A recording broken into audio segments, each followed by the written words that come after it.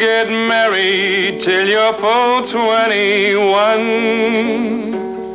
And don't you get married. Patty, how long are we gonna stay here? Shh, you're interrupting Memphis Mulligan. Then marry some good girl your love won't forget. Come all you young gentlemen who want to be smart. Mulligan, he's really quite good. Good? He's the heartbeat of America. Sounds more like the pulse beat of Peoria.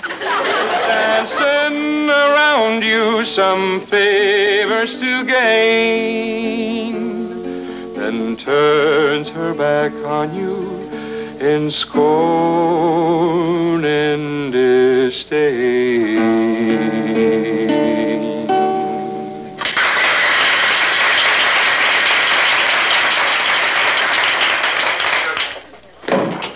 Where do you think you're going?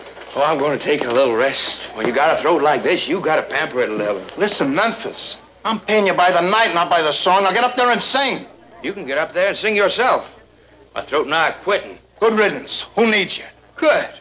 I'm going back to the farm. Peasant. Sir? What is it? Gee, that's too bad that had to happen, but, you know, you're right. You really don't need him. Of course I don't. I mean, especially when you can get the greatest folk singer in the whole world, Pittsburgh Patty. Yeah, especially when I can get the greatest folk singer in the world. Who's Pittsburgh Patty? Me.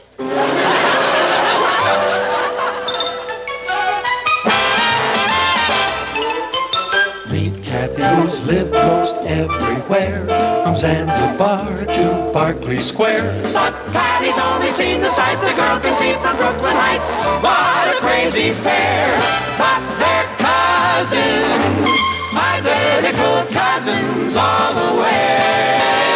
One pair of matching bouquets, different as night and day. Where Kathy adores a minuet, the ballet russe, and crepe Suzette. Our Patty loves to rock and roll, a hot dog makes her lose control. What a wild duet, still they're cousins, identical cousins, and you find they laugh alike, they walk alike, at times they even talk alike. You can lose your mind when cousins are two of a kind.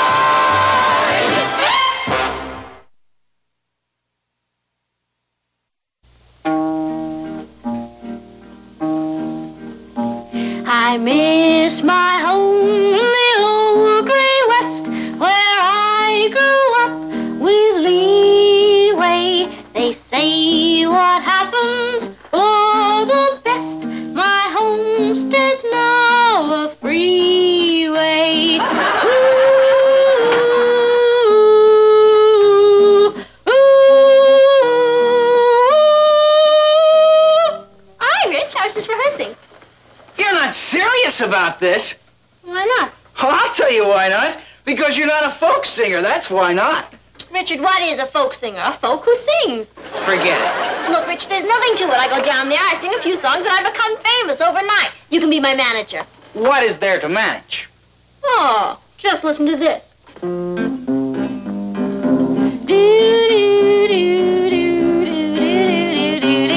And knew me a man with a red-headed gal, wore a yellow scarf when he called. Married her up and then he learned his red-headed gal was born. Yeah? What do you think, Mr. Haley? Crazy. And I really mean crazy. She's the best folk singer I ever managed. How about it, Mr. Haley? She hired? I can only pay $15 a week. $15? I tip my barber more than that. Richard. He's just kidding. That'll be fine. I'm not doing this for the money. Patty, will you let me handle this? No. Mr. Haley, I'm doing this to express myself.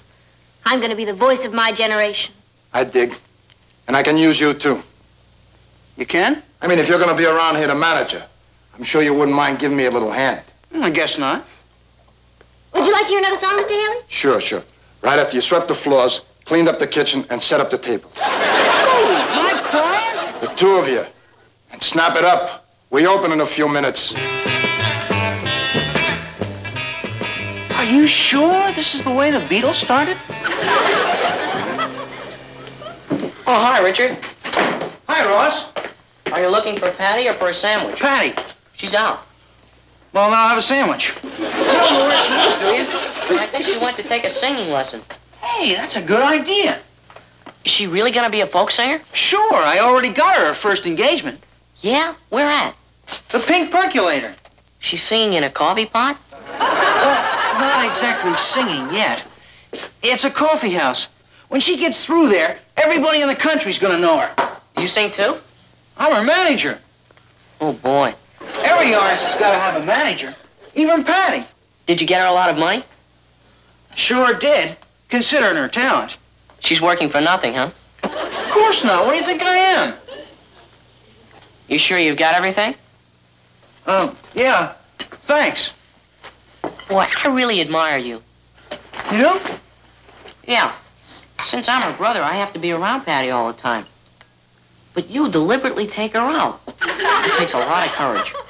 Well, I guess it's kind of hard for brothers and sisters to understand each other. Until they're older, anyway. Well, I wish I had a sister. You can have mine. I'll take her. Can I be best man at your wedding? I guess so, if we have a wedding. Aren't you and Patty gonna get married someday? Well, we were, but I don't know now. What's the matter? I'm worried. I can't blame you. If I was gonna marry someone like Patty, I'd be worried too. I'm worried she won't marry me. That's wishful thinking. You don't understand, Ross. If Patty catches on as a folk singer, she's gonna be famous. And I mean really famous. Do you think that could happen? Have you heard any of the folk singers around here today? Boy, I'm glad I'm just a kid. I wouldn't have the problems that you grown-ups have for anything. What is life? Is it earnest? Is it real?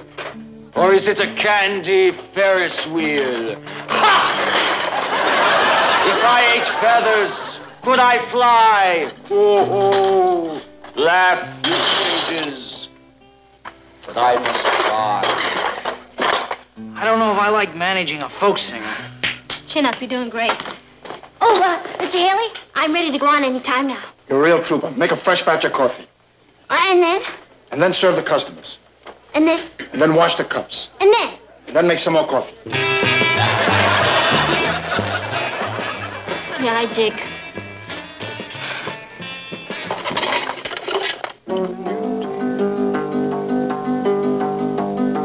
Oh, the life of a farmer is the life for me. Push-button cows and a new TV. Hello, Patty. Hi, Papa. Hadn't you better get dressed, dear? I am dressed. Oh, you're going to a costume party. In a way, I suppose you're right. Life is nothing but a masquerade. Well, this is the costume of the people. I'm earthy. I'll say. I would suggest that you wash some of that earth off, then change into a dress, and we'll have dinner. Papa, you don't know about American folklore, do you? Do you know Carl Sandburg's The People, Yes? Mm-hmm. Do you know Martin Lane's That Outfit, No? Patty, you look like a poverty-stricken... Papa, that's the look of my generation. We want to be free. Then why are you so expensive? Joke. Hey, by the way, there's a very interesting concert at the town hall tonight. Mozart. I got tickets for all of us. Gee, Papa, I'm sorry, I can't go. Why not, Patty? I'm sure you'd enjoy it. Oh, yeah, but, I'm kind of going to a concert myself. Oh? Well, at least it's not bowling or the movies. Who's playing? A folk singer named Pittsburgh Patty. Never heard of her. Oh, you will. Pittsburgh Patty. No, couldn't.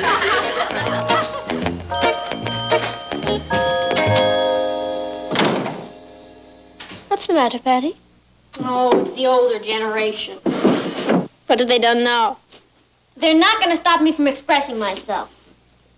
Are they trying to? They would if I let them. Have they told you to give up your job at the coffee house? No. You see? That's only because I haven't told them about it yet. Patty, don't you think you should? They wouldn't understand, Kathy. It's not just a job. I feel like part of the grassroots of America. You look like part of the grassroots of America. It's really very hard work. The singing? The scrubbing. Hey, you wouldn't like to join my act, would you? We could make it a duet. I'll scrub, you mop. No, thank you. I'm afraid not.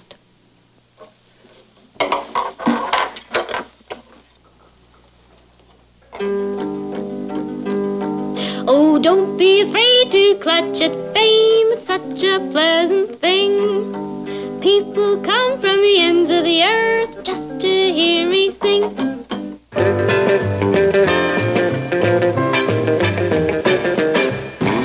Oh, moon is a word, and tin is a word. Empty sounds and din. So I have the power to change my word. Mr. Haley, I'm ready to go on any time. Crazy. Start with table 7. Mr. Haley, I don't think you understand. I'm here to express myself. I dig. You want to get to the people, right? Exactly. Good. Start with table 7.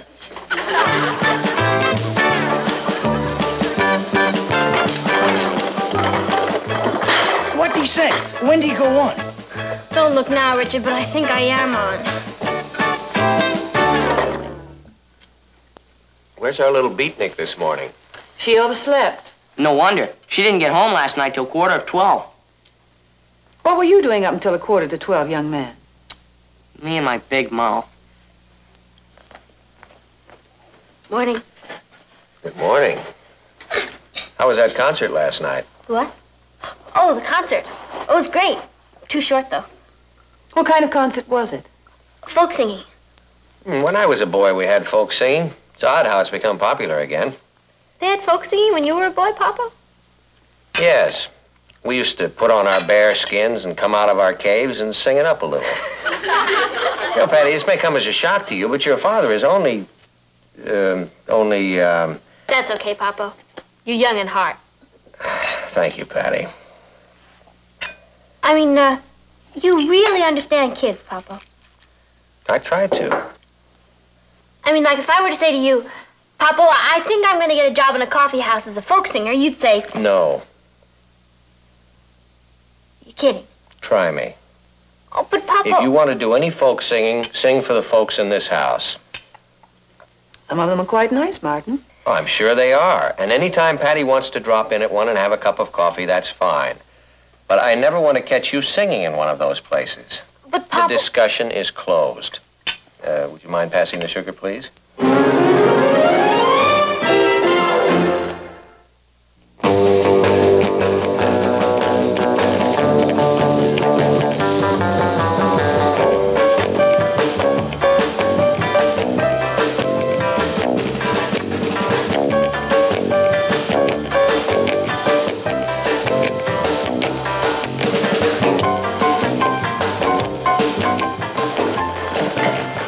Kathy said you wanted to see me about some kind of an emergency. Brace yourself. Disaster has struck. Well, what happened? The roof just fell in on us. This morning at breakfast, the father figure conned me into thinking that he was young at heart. So I figured that was the perfect time to tell him about us working at the Pink Percolator. How'd he take it? He didn't. You mean he doesn't want you to work there? How do you spell ultimatum? Oh, boy. Oh, maybe he'll change his mind. Never in a million years. I guess that's that. We're out of the folk song business. Oh, why don't we go see a movie tonight? I can't. Well, why not? Because I'm singing at the Pink Percolator tonight. You should leave your brain to Harvard. That would teach him. Okay, Rich, what don't you understand? You just said you can't possibly... Rich, I told you I'm gonna quit. But I can't just walk out. That wouldn't be fair. Yeah, somebody's got to scrub the kitchen. Look, I told you. Tonight is my last night. I just have to give him at least one night's notice. That should pack him in. What time shall I pick you up? I'll meet you there. Hey, you wouldn't know anybody who'd like to buy a second-hand guitar, would you? Patty, what if your mother and father find out what you're doing? Well, the worst that can happen is they'll put me up for adoption. Why don't you just tell Mr. Haley the truth? You mean tell him that my father thinks I'm too young to sing in a coffee house? I can't do that. Mr. Haley probably thinks I'm at least 25 or 30 years old. All right. Then tell him your father thinks you're too old to sing in a coffee house. Will you stop worrying? I told you I'm quitting. This is my last night. Don't you want to come and hear me sing? Well, I was going to, but I think I'd better stay here and keep an eye on your parents. That's my buddy. Don't let them budge out of the house. I won't. You know, there's really nothing to worry about. They never go to coffee houses. Yeah. Well, can't keep my public waiting. Bye. Hey, Natalie, how about this? There's a new coffee house opened in the neighborhood. Listen to the ad. The Pink Percolator. Folk singing and 75 different kinds of coffee. It's enough to keep you awake for 2.5 months. Can I watch television? Did you finish your homework? No, but it's easy. Then do it.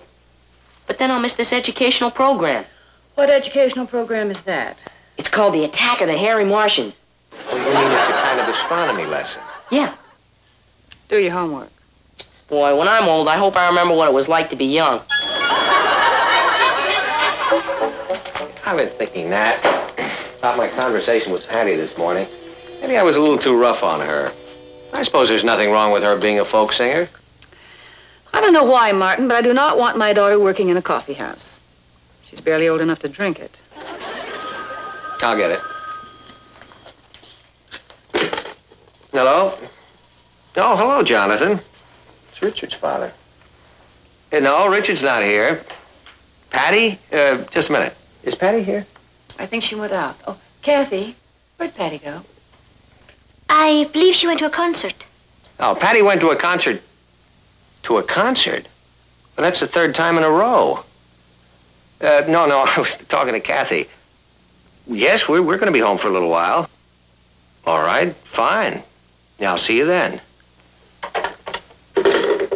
Jonathan says he wants to come over and talk to us.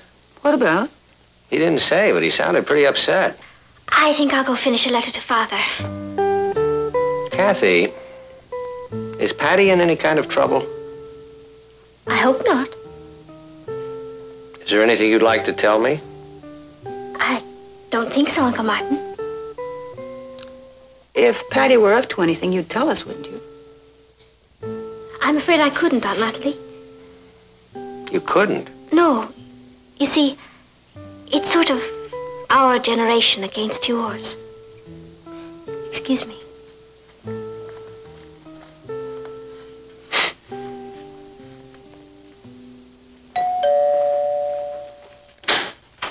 Hello, Jonathan. Hello, Martin. Is Patty home yet? Yeah, no, come on in. I hate to barge in on you like this. Oh, you're not barging in. We're delighted to see you. Hello, Natalie. Jonathan, won't you sit down? Well, I'd rather not. Something wrong? Well, I'm not sure. Has Patty been acting peculiar lately? Well, with Patty, it's kind of hard to tell. Same with Richard. I was joking. I was serious. What's Richard been doing? That's just it. We don't know. He gets in late every night. He's completely exhausted all day, and he doesn't tell us where he goes or what he's been doing. Patty has seemed a bit more tired than usual lately, and she's been getting in rather late. I knew it. They're up to something.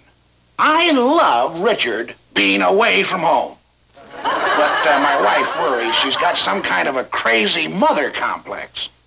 You know how mothers are. Richard has been talking about working in a coffee house. Yeah, Patty mentioned taking a job in a coffee house. What'd you tell her? Well, I said no.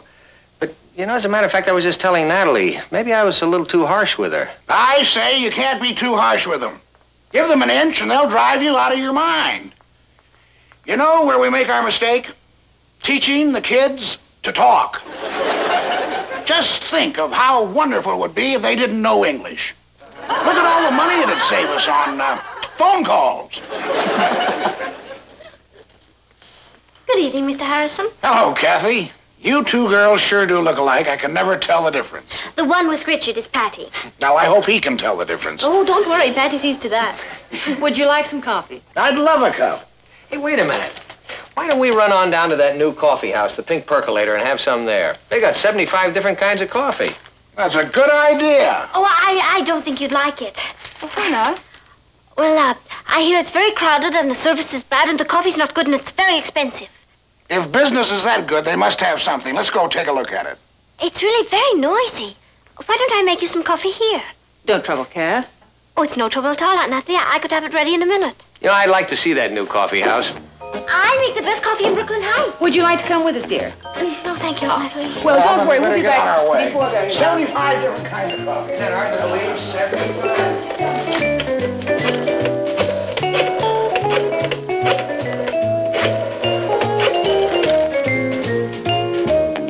Hello, is this the Pink Percolator? May I please speak to Patty Lane? Patty Lane, she works there. I'm sure she does. Oh, Pittsburgh Patty, I believe she's called. What? Oh, she can't go on. Would you give her a message for me, please? Some nut. You're on, kid.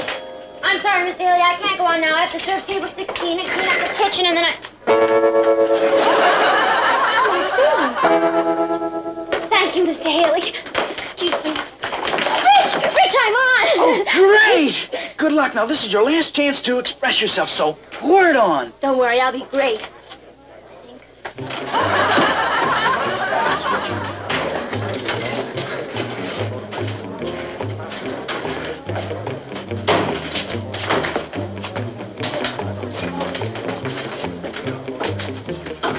Table for three? Please. Crazy. Right over there, folks. Crazy. We do a good business here. I suppose the kids come in to hear the folk singing. I'd like to hear them, too. I've never heard a genuine folk singer. I imagine they're pretty authentic here. Hello? I must speak to Pittsburgh Patty. It's urgent. She's just about to do her number. Call back later. Good luck, Pittsburgh. Ladies and gentlemen, Pink Percolator takes pleasure in presenting the voice of America, Pittsburgh Patty. It's Patty. Martin, you can't stop her now. Yeah, but I told her she absolutely could not do this.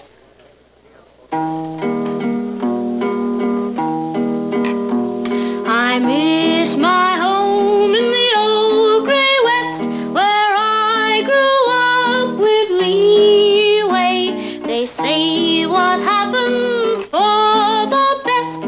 My homestead's now a freeway. Oop diddle diddle oop diddle diddle oop diddle.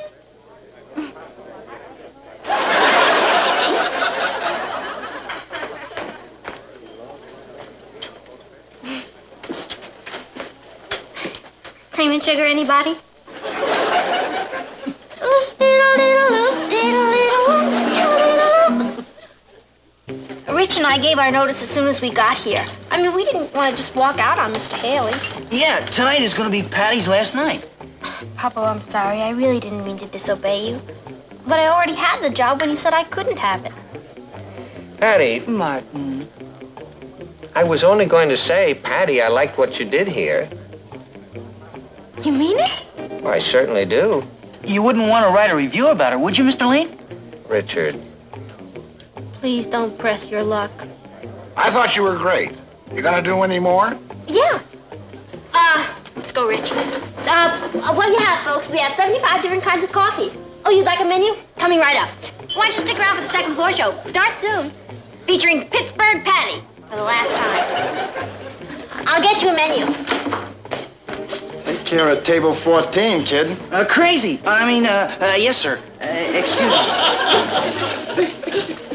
That boy has finally found his career. As an agent? As a waiter.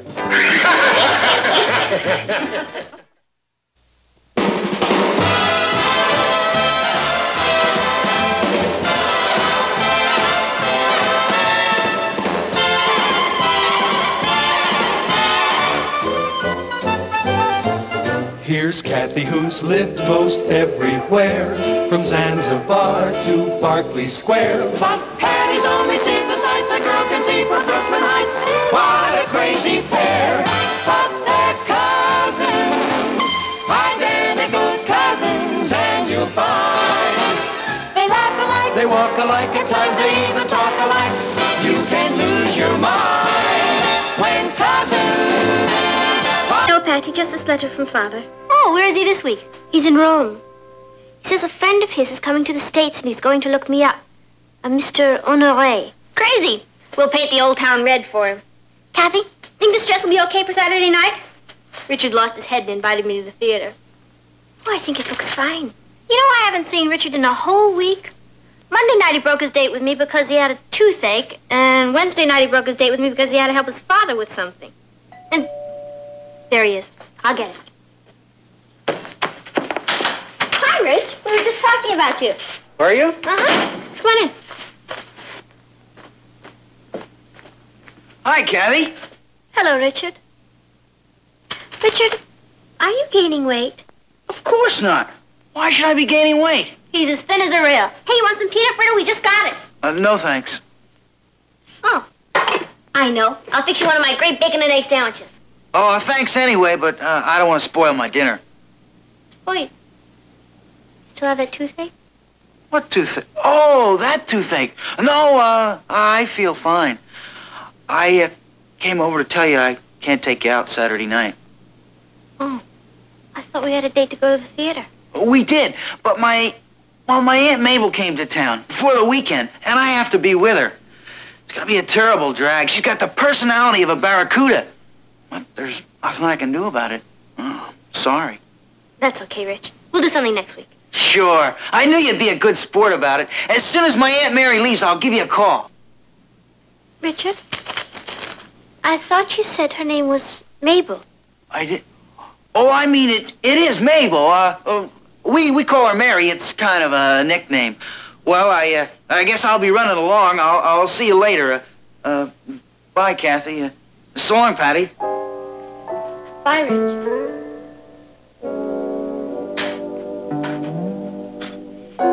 If I didn't know I was irresistible, I'd swear there's another woman. I'm sure there isn't, Patty. Richard adores you.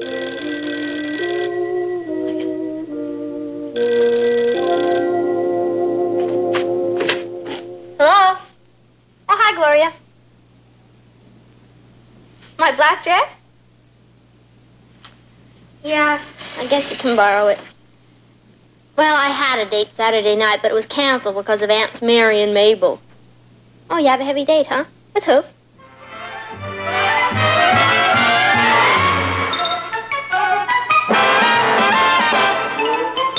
Meet Kathy, who's lived most everywhere, from Zanzibar to Berkeley Square. But Patty's only seen the sights a girl can see from Brooklyn Heights.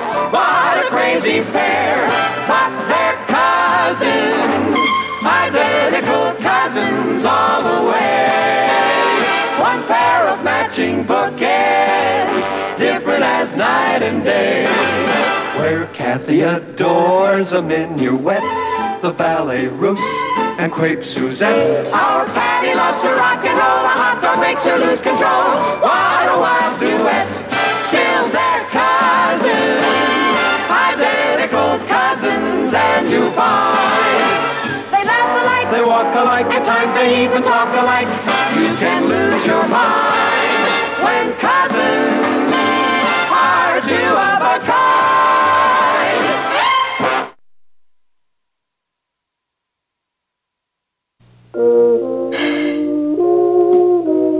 I never want to see Richard Harrison again as long as I live. Well, the way things are going, your chances look pretty good. Patty, are you sure you didn't misunderstand? It's not like Richard to lie. Believe me, Mama, I caught him red-handed. His Aunt Mabel is Gloria, the original clinging vine. Did you give Richard a chance to explain? There's nothing to explain, Papa. He goes out with other girls every once in a while, and I go out with other boys every once in a while. But we never break dates with each other to do it.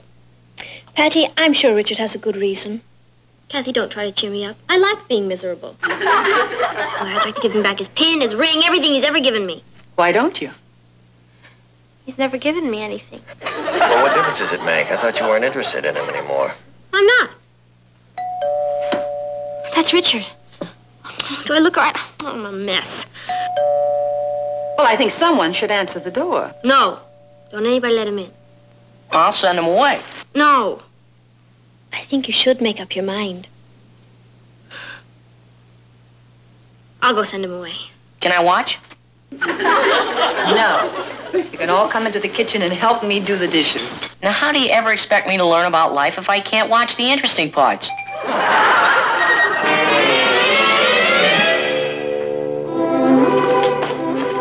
Hello, Peter. Oh.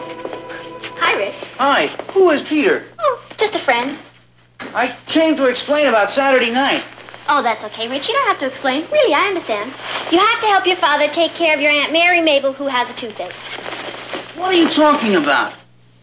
Gloria called and told me she had a date with you Saturday night. She did? Boy, I sure can't trust women. Can't trust women. She shouldn't have done that. Oh, but it's all right for you to keep breaking dates with me and lie about it. I'm sorry, Patty, but I can't help it. Rich, is Gloria so irresistible that you couldn't wait to see her on a night when we didn't have a date? Gloria? Irresistible? Well, isn't she? Patty, I don't even like her. You don't like her, but you keep breaking dates with me to go out with her. That's right. What'd you do, lose an election bet? Patty, she's not nearly as nice as you. She's not as smart as you. She's not as pretty as you. And she's not as much fun as you. What has she got? Something I can't resist. I'm hooked. On what? Her cooking. Her cooking? Gloria is probably the greatest cook that ever lived. Richard, you've got to be kidding. Gloria can't even boil water. Maybe she couldn't last year, but when she went to France with her folks this summer, she went to cooking school at Cordon Bleu. She's been cooking me banquets every night, and I mean banquets. And that's why you gave up my bacon and egg sandwiches. And tonight she's making me roast pig maxines with petit pois, glazed peaches, baked Alaska, and I better run along. I don't want to be late. Goodbye, Patty. Goodbye, Rich.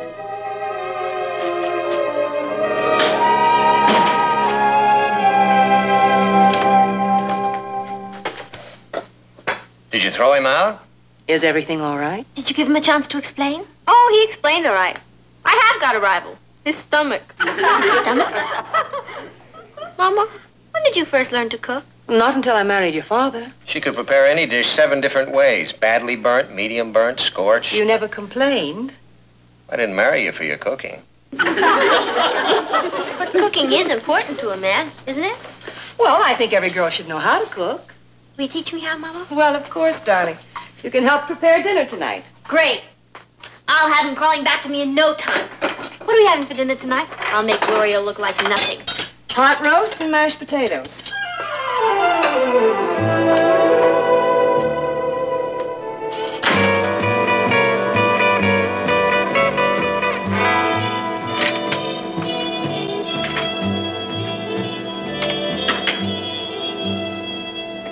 Patty, are you all right? Oh, sure, I'm fine. It's just that a woman feels like such a fool wasting the best years of her life on a man who doesn't even appreciate her. I'm sure it'll all work out fine. No, it won't. I lost old Glutton Head to the Cordon Bleu. What is the Cordon Bleu, anyway?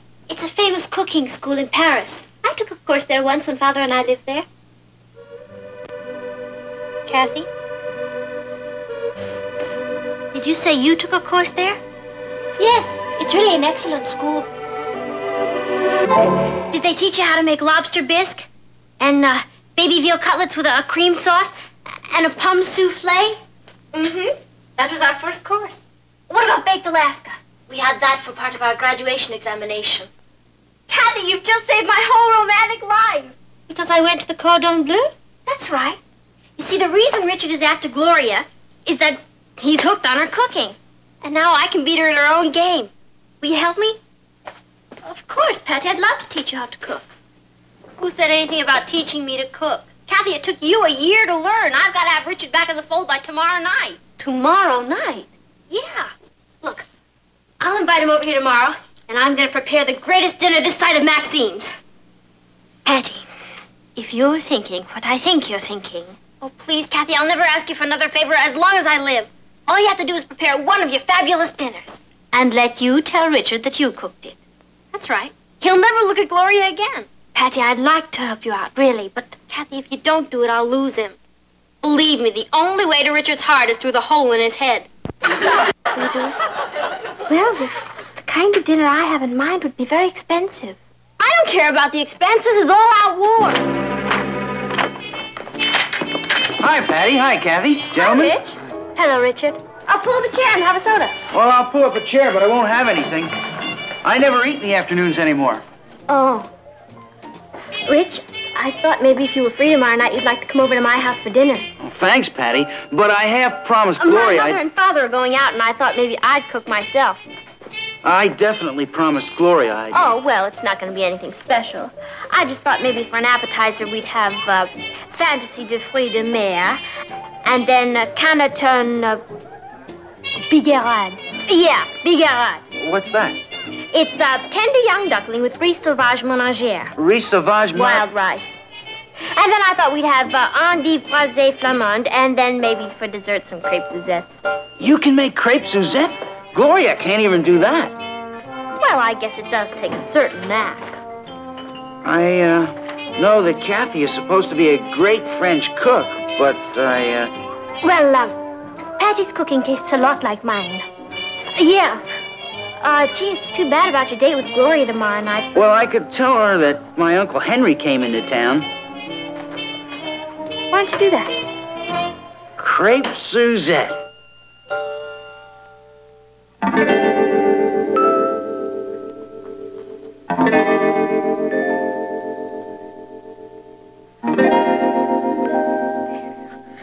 Boy, it sure takes a lot of stuff, doesn't it? I used up my allowance for the next 6 months. It's all going to be worth it. Patty, are you certain that you want both baked Alaska and crepe Suzette for dessert? Uh-huh. I figure as long as we're going out for the big fish, we may as well use plenty of bait. I hope you know what you're doing. Hey, you didn't flunk any of those courses, did you? I'll have you know I received the gold star. No kidding. Do you know how lucky I am to have you? The gold star at the cordon bleu.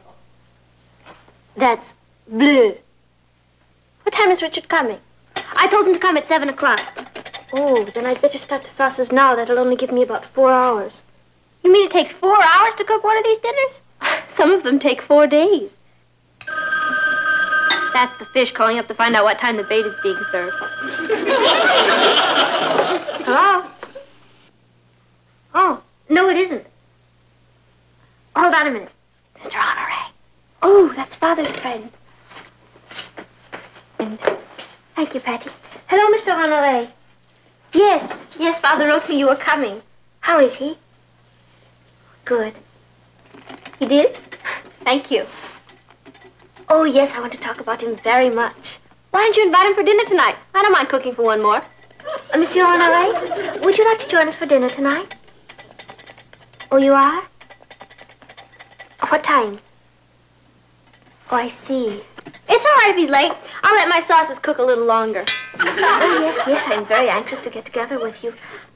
But I'm afraid I can't right now. You see, I'm doing something for someone. I'll say you are. Oh, yes, I understand. If that's the only time. All right. I'm looking forward to seeing you. Thank you. Au revoir. What was all that about? Patty, Monsieur Honoré is catching a plane at 7 o'clock for India. I have to go to the airport to have dinner with him. Kathy, you can't do that. I'm catching Richard at 7 o'clock. I know, Patty. I'm terribly sorry. But this is the only chance I'll have to see him, and Father insisted that I meet him. Yeah, but your father didn't know there was going to be a crisis in my life. Oh, Kathy, if you walk out on me now, I'm ruined. I'm really sorry, Patty. But this is one of Father's closest friends. I have no choice. But what about my Canneton you, whatever it is. Please, Kathy.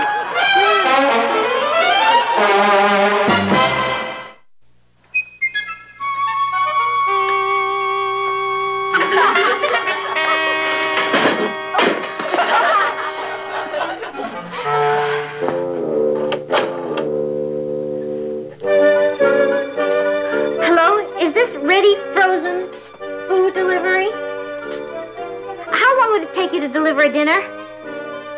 Oh, that's great.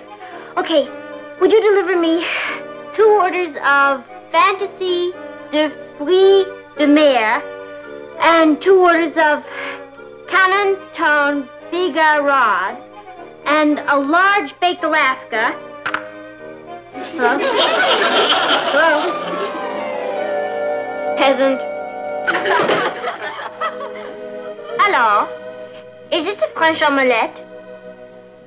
This is the French Gourmet Society. We have chosen your restaurant to prepare us a dinner. We would like a fantastic French dinner. Something that will knock someone's eyes out. What would you suggest? Oui? Oui. Oh, that sounds marvelous. I will send my secretary to pick it up. At what time can it be ready? Thursday? Thanks anyway.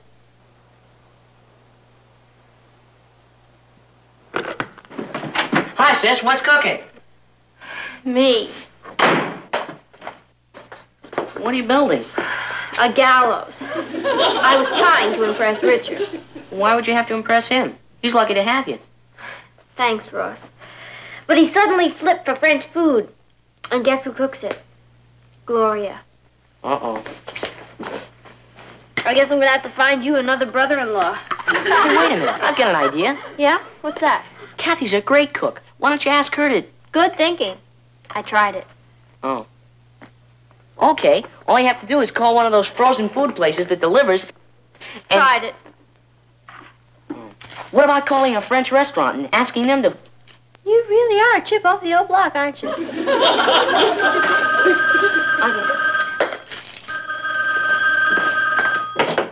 Hello? Oh, hi, Rich. I was just talking about you. Rich, about dinner tonight.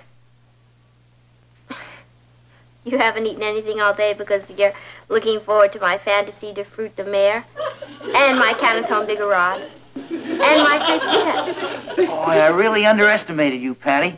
You're full of surprises. Rich, has it ever occurred to you that there are more important things in life than eating? Yeah? Name one. Gloria tried to get me to break my date with you tonight. She tried to tempt me with profiteroles. But I told her I was holding out for your crepe Suzettes. Oh, bully for you. She claims you can't cook. Oh, she does she? Oh, what does she know? Nothing. That's why I'm going to see you at 7 o'clock. And have plenty to eat. I'm bringing my appetite.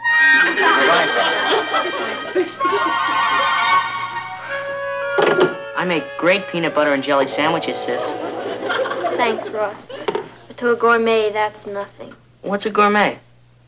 A glutton with a fancy appetite. You wouldn't have any other ideas, would you? Yeah. Find me a brother-in-law who likes hamburgers. That's it. What'd I say? The magic word. Look, I may not know how to cook, but I can certainly make hamburgers. I'll just tell Richard I think he's gaining too much weight, and I thought I'd make him a plain old hamburger dinner. At least I'll still be in the ballgame. Will you help me clean up this mess? Sure. Here. Oh, I'm so happy I was able to see you, Kathy. So am I, monsieur. Your father's exact words to me were, I want you to see Kathy in person and tell me exactly what she looks like. If she's too thin or too pale. Well, you know what fathers are like. Yes. He tells me that you are flying over there to see him this summer? As soon as school is out. I'm hoping to take Patty with me. Oh, your father speaks of Patty a great deal. Apparently, she's what you call a character. Happy and carefree. Well, she used to be. I don't understand. Oh, I've gotten Patty into terrible trouble. What? She's home now cooking a gourmet dinner for her boyfriend, Richard. Patty is a gourmet cook? No, Patty isn't any kind of a cook. And yet she's cooking a gourmet dinner for this Richard? Not exactly. You see, I was supposed to cook it. Oh, and she was going to impress him by saying she cooked it.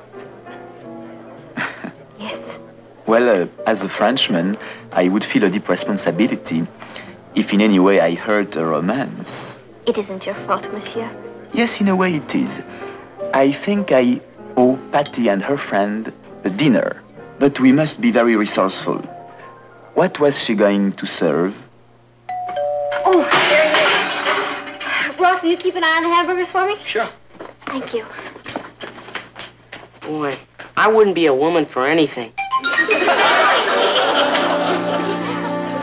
Hi, Patty. Hi, Rich.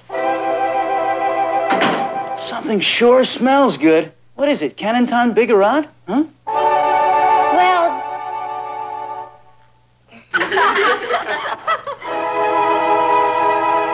It even smells better from here. I'm glad you feel that way about it, Rich, because the truth of the matter is... Sure had me fooled. I did?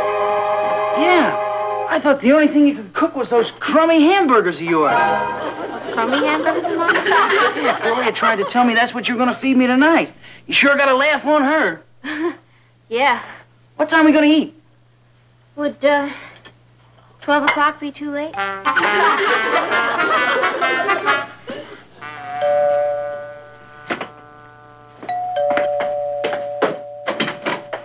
Can I help you? I'm sorry to be so late. Everything had to be cooked to order. You know? Fantaisie de fruits de mer, Canton Bigarade, riz sauvage ménagère, and the crêpe Suzette.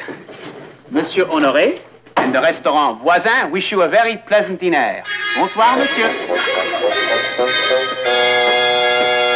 Richard, I have a confession to make. Couldn't you make it after dinner? I'm getting kind of hungry. I didn't even eat breakfast. No, Richard, it can't wait till after dinner. You see, what Gloria said about me... Yeah, you don't have to worry about Gloria. Yes, I do, Rich. You see, what she said is absolutely... Patty, I don't want to rush you, but if you don't sit down to dinner soon, that duck is going to get cold, the baked Alaska is going to melt, and your crepe Suzettes will be ruined. Oh, boy.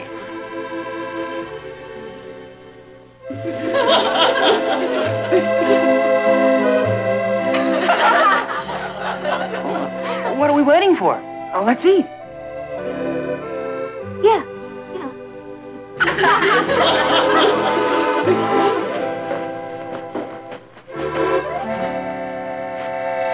You know something, Rich? What? Somebody up there likes me.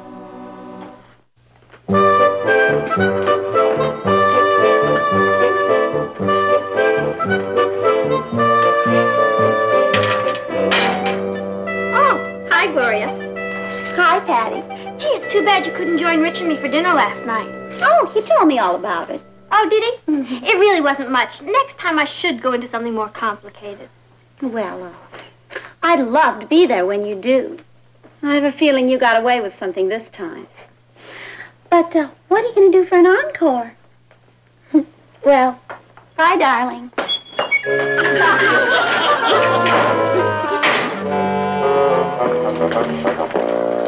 Hi, Rich. Hi, Patty. Something wrong? I've got kind of a confession to make. You have a confession to make? Yeah, it's about that dinner we had last night. You mean you didn't like it? Oh, I loved it. But to tell the truth, I've been eating too much rich food lately. And the whole thing's making me kind of sick. You mean you don't like rich food anymore? Oh, don't even mention it. Well, Rich, I guess I'll just have to find somebody else to cook for. What do you mean? Well, a great talent like mine can't just go to waste. I'll have to find somebody who appreciates me. Well, gee, Patty, I appreciate you. All right, Rich. I'm going to give you a chance to prove it. Oh, thanks, Patty. Oh, what do you want me to do? I want you to come to my house tonight at 7 o'clock. Yeah? And I'm going to make you some of my crummy hamburgers. It's a deal.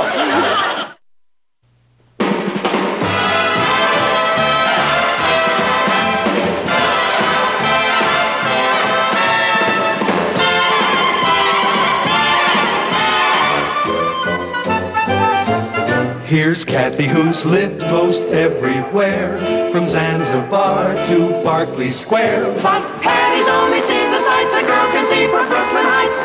What a crazy pair, but they're cousins, identical cousins, and you'll find they laugh alike, They walk alike, at times they even talk alike. You can lose your mind when cousins.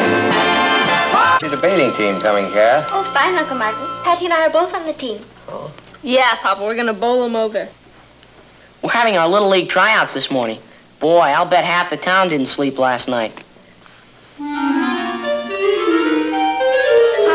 we're having a debate at the auditorium Saturday. Would you like to come? Oh, no, I'm sorry. I have to go to a meeting in Kansas City this weekend. There must be a million guys trying out for pitcher. How long will you be gone? Just a day or two.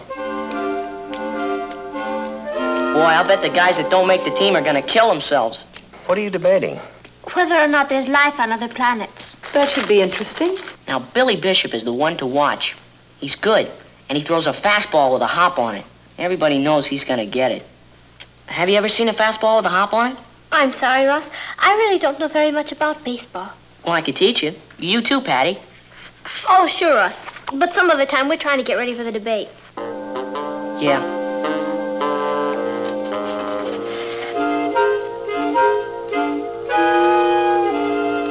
Well, I think I'll be going. I don't want to be late for the tryouts. So long. Patty, are you meeting Richard? Yeah, Mama. We're going unicycling. Unicycling? Uh-huh. One wheel. That should be fun. Where's Ross? He's gone. That kid. He could have at least said goodbye.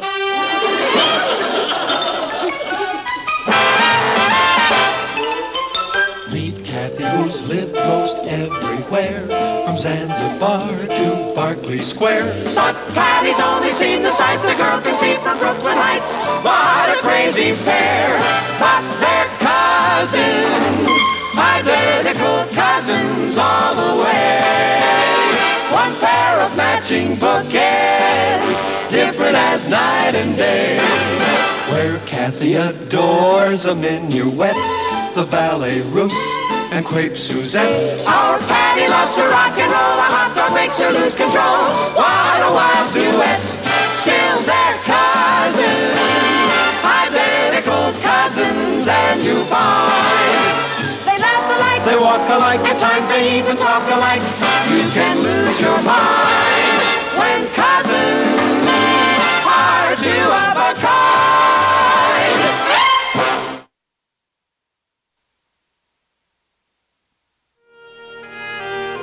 Ross!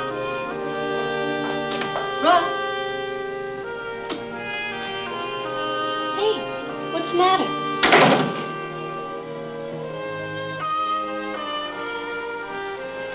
Don't you feel well? Well, tell me what's wrong. Why are you lying here in the dark? Well, no one cares whether I live or die. I'm not gonna make the ball team. I haven't had a bite of food all day. Of course we care. Billy Bishop's gonna make pitcher. Oh, I wish I were dead. Oh, come on, don't say that. Everything's gonna be all right. No, it isn't. Yes, it is. Now, I want you to tell me all about it, but first I'll get you something to eat, okay? I'll bring a tray up here. I guess so. Oh, promise not to tell Mom and Dad. You know, they think I was sissy. Don't worry about that.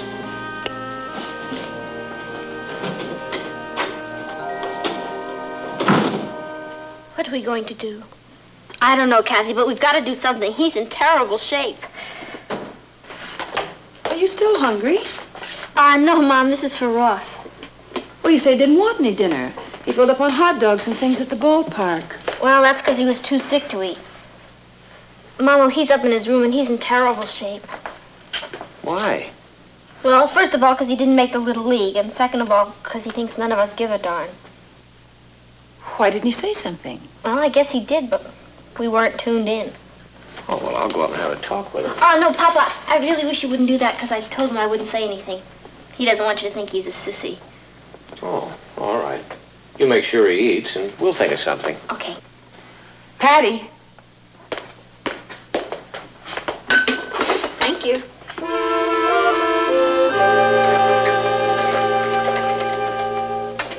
You want some more? Okay, let's talk. Well, to tell you the truth, I don't feel much like talking. What do you feel like? A failure. Just because you might not make the Little League? Well, I can't explain it. It seems like such a little thing, but if the coach doesn't pick me, it means I'm not as good as the other fellow. I might as well be a girl. Well, how do you know he's not going to pick you? Because today he kept putting Billy Bishop in as pitcher. He only let me pitch half an inning. Well, that's not fair. What's his name? Coach Johnson. And he picks the teams? Yeah, he's murder. I really tried, Patty, but he's awfully hard to please. Well, did he actually say he was going to pick Billy Bishop? No, but everybody knows he's going to. When is it supposed to be decided? At the end of our tryouts next week. And it's not only pitching, it's also going to depend a lot on our RBIs. Your RBIs? Runs batted in.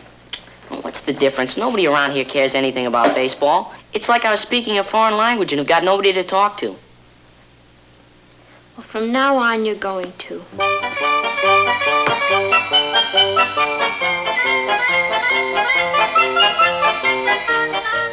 Okay, it's your turn. How many major leagues are there? 2. American and National. Good. Where's Baltimore? In Maryland, isn't it? I mean, what league is it in? Oh, American. Good. San Francisco? National? Minnesota? American. Good, you're going to be quite an expert. Let's go to the minor leagues. Maury Wills. He's with the Dodgers. Flood. St. Louis Cardinals. Nixon. Did he play ball? Russ Nixon. Of course. Boston. Very good. You know, all these players are famous, and I never even heard of them before. It's like another world. Well, at the moment, it's Ross's world. I think it's very nice we can share it with him. So do I. Is there a little league for mothers? I don't think so. Might not be a bad idea to start one, though. You know, I wouldn't be in Coach Johnson's shoes for all the money in the world. I'll bet every mother and father in town is on his neck. Hello, darling. Oh, hi, son. How'd it go today? Not so hot. A lot of kids were eliminated. Were you? No, but tomorrow's another day. Hi, champ. How's it going? Terrible. Billy Bishop pitched most of the game. Oh, well, that's nothing to worry about. The coach is probably just saving you, that's all. Come on, sit down. Sure. The way they saved Tiant today. They put him in as relief pitcher in the top of the 4th, and he pitched a shutout.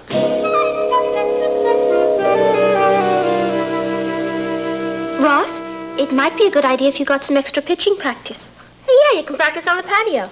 But I've no one to play with. Well, I'll play ball with you. I could use the exercise. Do you mean that, Dad? Certainly. Let's go out and throw a few around. Oh, I've got nothing to do. I'll go with you. Me too. Hey, that's great. Let's go.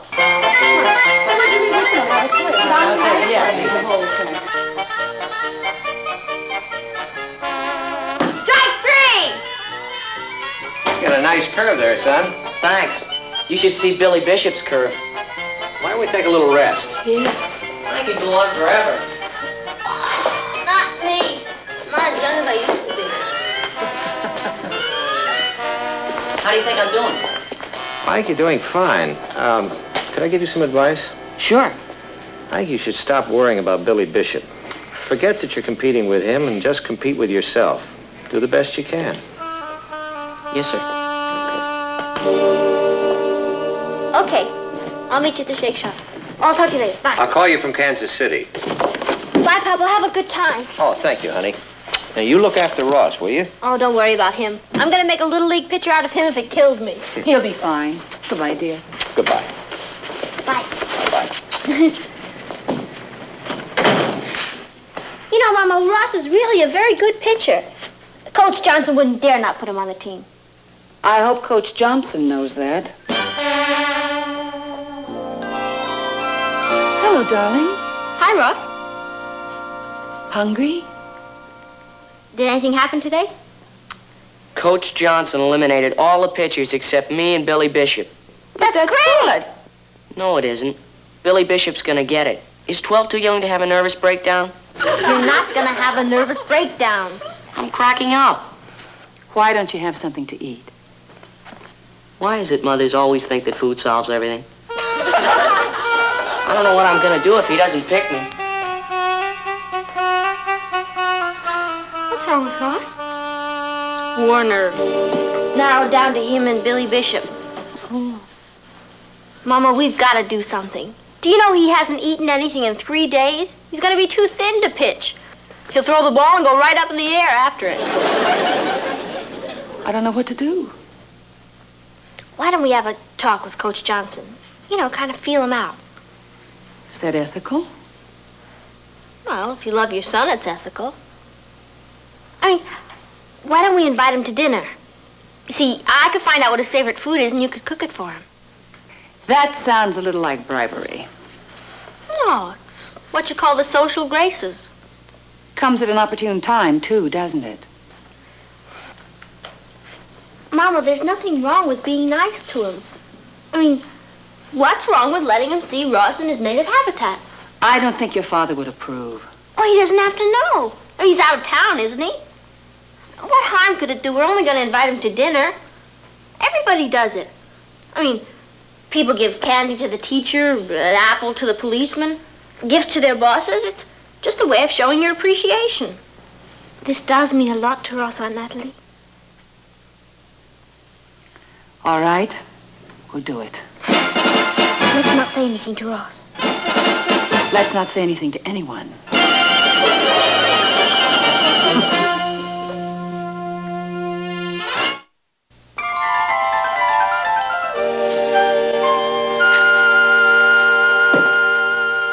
This is going to be the best party we've ever had. Well, it isn't exactly a party, darling. It's just Coach Johnson. Still going to be the best party we ever had. Patty, would you sit with me, please? Oh, sure, Cat. Does Ross have any idea who's coming? We didn't breathe a word. I can't wait to see his face. Yeah. He's here. The coach is here.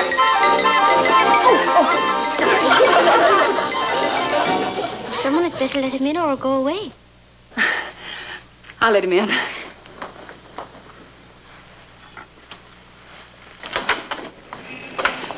Martin! Hi. I'm sorry, I had a ring. I just forgot my key. You're home a day early. Yeah, I know. We finished up ahead of schedule, so I just caught the late afternoon plane out, and here I am. You're all dressed up.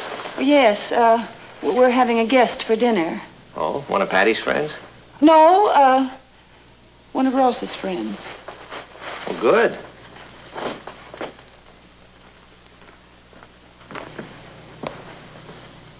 How do you do? I'm fine. How are you?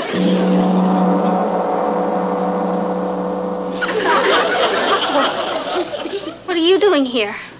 I live here. But you're home a day early. Well, I can always leave again. Why is everybody so dressed up? You always dress for dinner. Like that? He's here again. Yeah, well, I must say you've gone to a lot of trouble for Ross's friend, but I think it's kind of cute. Do you? I'm sure glad. Patty, would you let him in, please? Oh, yeah.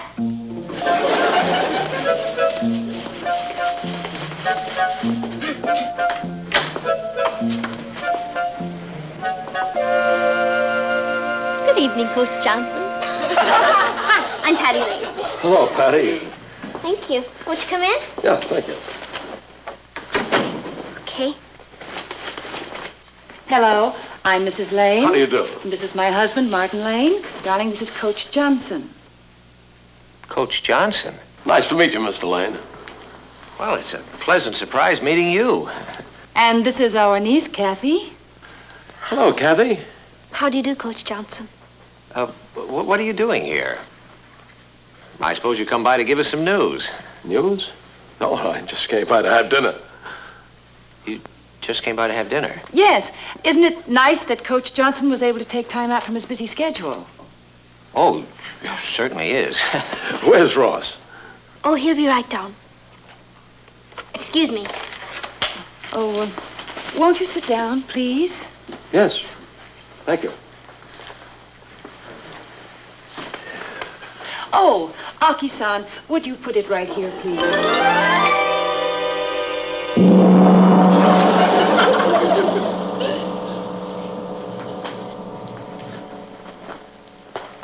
I love Japanese food. Ikaga desu ka? Yoroshi. Do you? I'm so glad. What time shall I serve dinner, madam? The usual time, Aki-san. On your feet, we're off in the trip. I am dressed. No, I mean really dressed. What for? For dinner. Why can't I eat like this? Because we're having a very important guest. Well, 2 guests. I'm not hungry. Come on, put these on and come downstairs and hurry up. Okay. What did you get all dressed up for? I did it for someone I love. Hurry up. I've been a fan of yours for a long time, Mr. Lane. I think the Chronicle's a great newspaper. Oh, thank you. Are you interested in baseball? Oh, I played a little when I was in high school. Ross will be right down. Ross just talks about you all the time, Coach Johnson. I imagine all the boys talk about me most of the time. It's a good thing I don't hear what they have to say, isn't it? You used to be shortstop on the Chicago White Sox, didn't you? How did you know that? You're much too modest. In your last season with them, you batted .301. Well, you've been doing a little research on me, haven't you? Oh, Mama knows all the batting averages. Oh, we're great baseball fans around here. What did you do after you quit baseball? I went into the sporting goods business. Well, how did you get started as a Little League coach? Somebody asked me, and I said yes. I went in as a substitute for 2 weeks. I've been at it for 10 years now. Must be very rewarding. It is. But there are problems, too. What kind of problems? Psychological, mostly. Kids can get pretty high-strung. Making the team means a great deal to them. Sometimes too much. Very often the parents will push them into competition. If they fail, they feel they've let their parents down. Ross was interested in Little League ball before we even knew anything about it. I'm not saying all parents do it, Mrs. Lane, but you'd be surprised what some mothers and fathers will resort to get their children on the team. These are marvelous. I think these are better than the ones I had last night. Last night? Over at Billy Bishop's. I still don't see why I should wear a suit. Hello, Ross. What are you doing here, sir? I mean, did I do something wrong? Of course not, darling. We invited Coach Johnson to dinner. To dinner? Yeah. He eats too, you know. Why here? We thought it would be nice if we all got acquainted. That's why I came, Ross. I like to meet the families of the boys who try out for the team. Dinner is served. Arigato, Aki-san.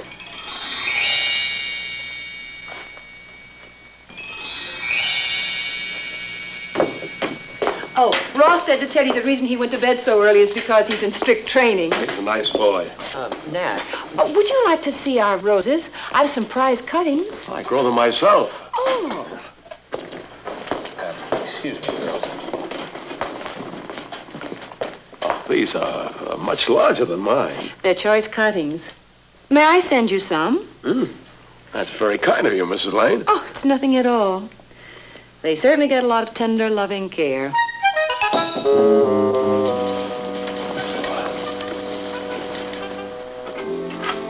Son, you awake?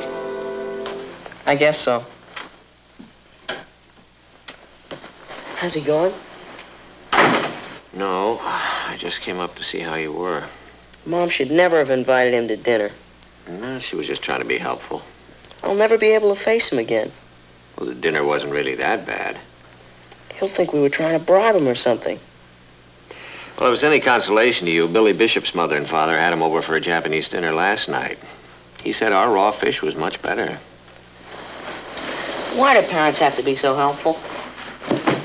Well, maybe you'll understand that better when you have children of your own, son. But I don't want to have children when I grow up. I want to be a baseball player. This could be the end of my whole career. I doubt that. Boy, when that butler walked in, I could have died. Where'd he come from? An employment agency. What was Mom trying to prove? I don't think she was trying to prove anything. She just wanted to entertain Coach Johnson, and she was trying to make him feel as comfortable as possible. She went to a lot of trouble. Trouble is the right word. Well, I'm not saying that what we did was right. We were probably overcompensating. What does that mean? It means that in the beginning we didn't do enough, and in the end we did too much. It's a disease that parents suffer from. I'm sorry if we embarrassed you. That's okay, Dad. I'll probably get married and have children and forget all about baseball. Maybe you can do both. Anyhow, it's only Little League. You know, kind of kid stuff. I know. Who cares if anyone's a pitcher? Sure, who cares? I care.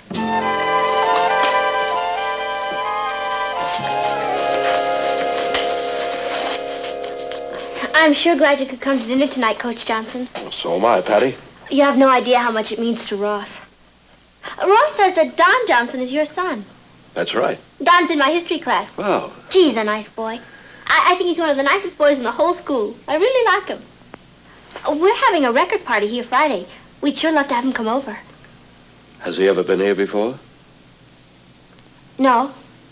I see. Well, I'll tell him. Excuse me. I didn't mean that the way it sounded. Would you like some more coffee, Mr. Johnson? Oh, thank you. This is enough. Would you like some fruit? Oh, no, thank you. I'd better be going. Oh, but it's still early.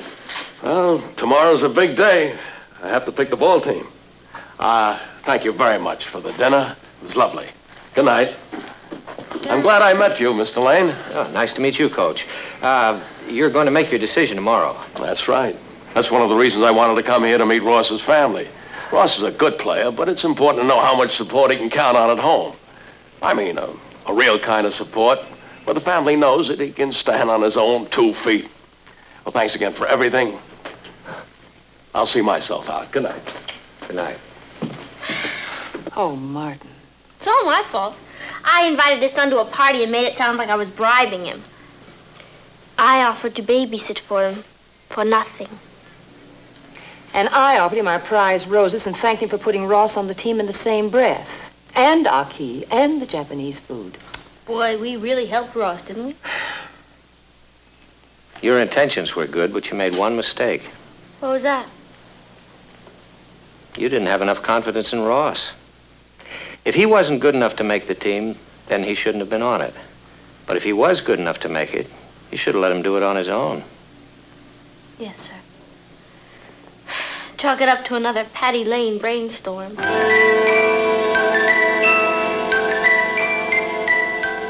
Where are you going? To see if I can get Ross to take up ice hockey.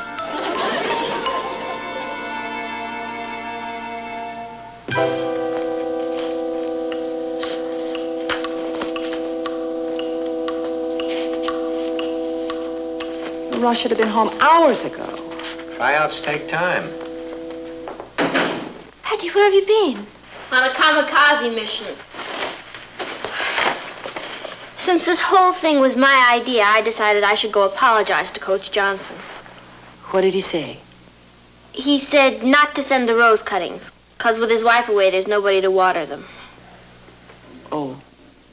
And he said to tell you he doesn't need a babysitter. I see. And his son can't come on Friday night. Well, we've batted 1,000. I think the expression is, we struck out.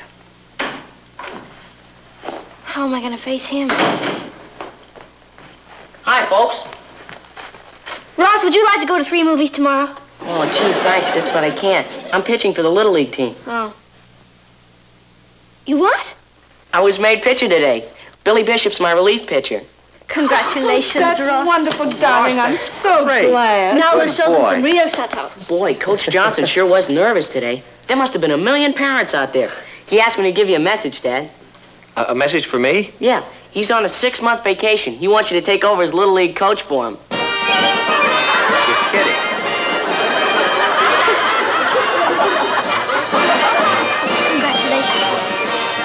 Thank you.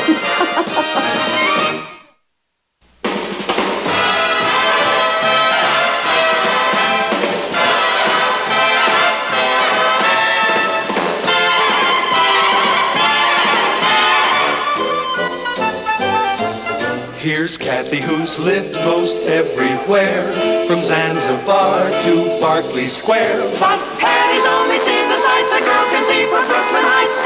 What a crazy pair! But they're cousins, identical cousins, and you'll find they laugh alike, they walk alike, at times they even talk alike. You can lose your mind when cousins.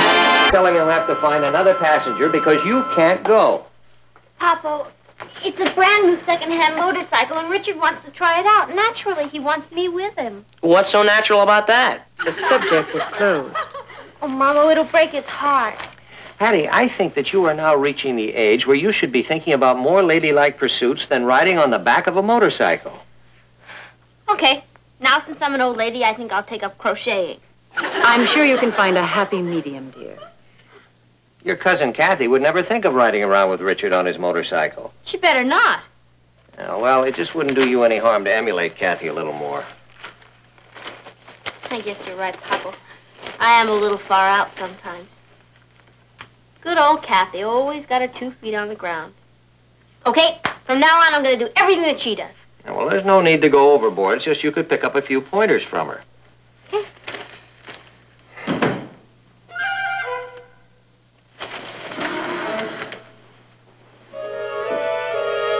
Hello, everybody.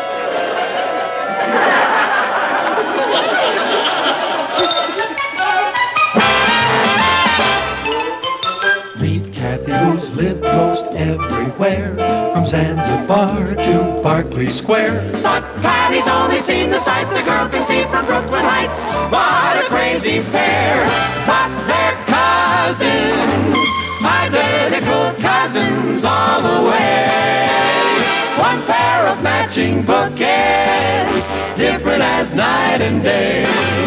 Where Kathy adores a minuet, the ballet russe, and crepe Suzette. Our Patty loves to rock and roll, a hot dog makes her lose control. What a wild duet, still they're cousins, identical cousins, and you find they laugh alike, they walk alike, at times they even talk alike. You can lose your mind when cousins are two of a kind.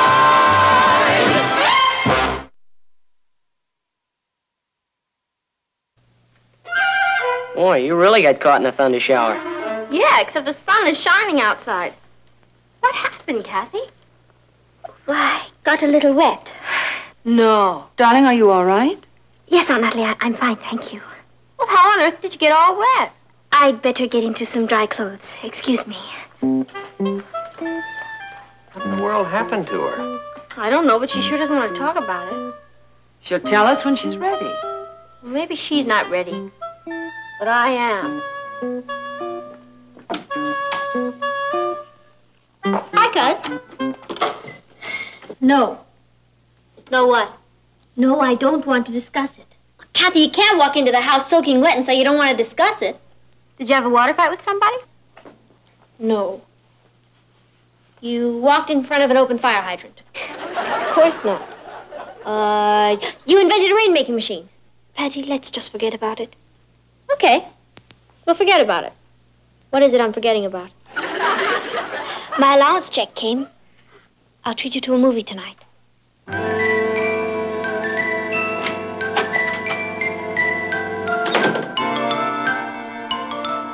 Somebody pushed her in a swimming pool.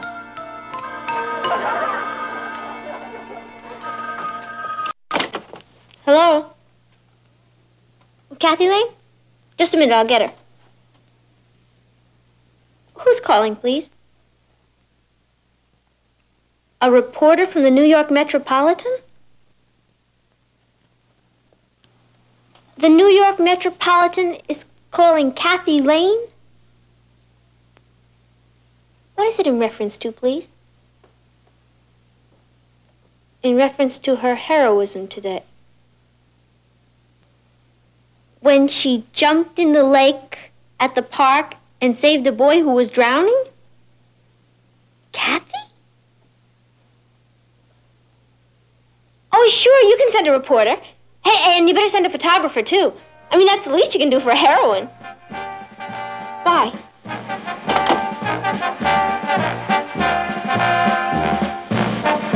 But, Kathy, I think you should be very proud of what you did.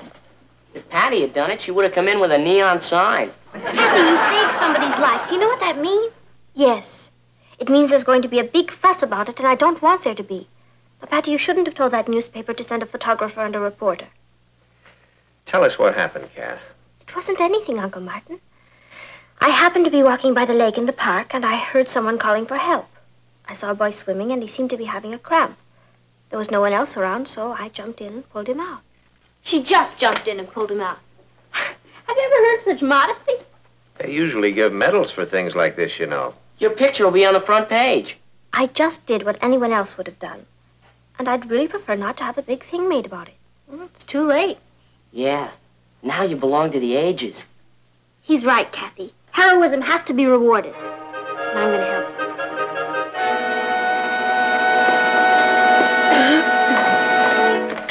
Here comes the backfield. Watch how silly Tony acts. He's got a real crush on me. Hi, Kathy. Hello, Tony. Heard what you did yesterday. That's the bravest thing I ever heard of. Are you scared? Well, I didn't have much time to think about it. You've really got what it takes. You going to class? I'll carry your books. How'd you like to see a movie tonight? I think I'm free.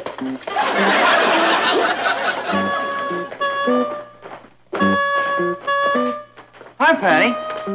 What are you staring at? My cousin, the heroine. Come on.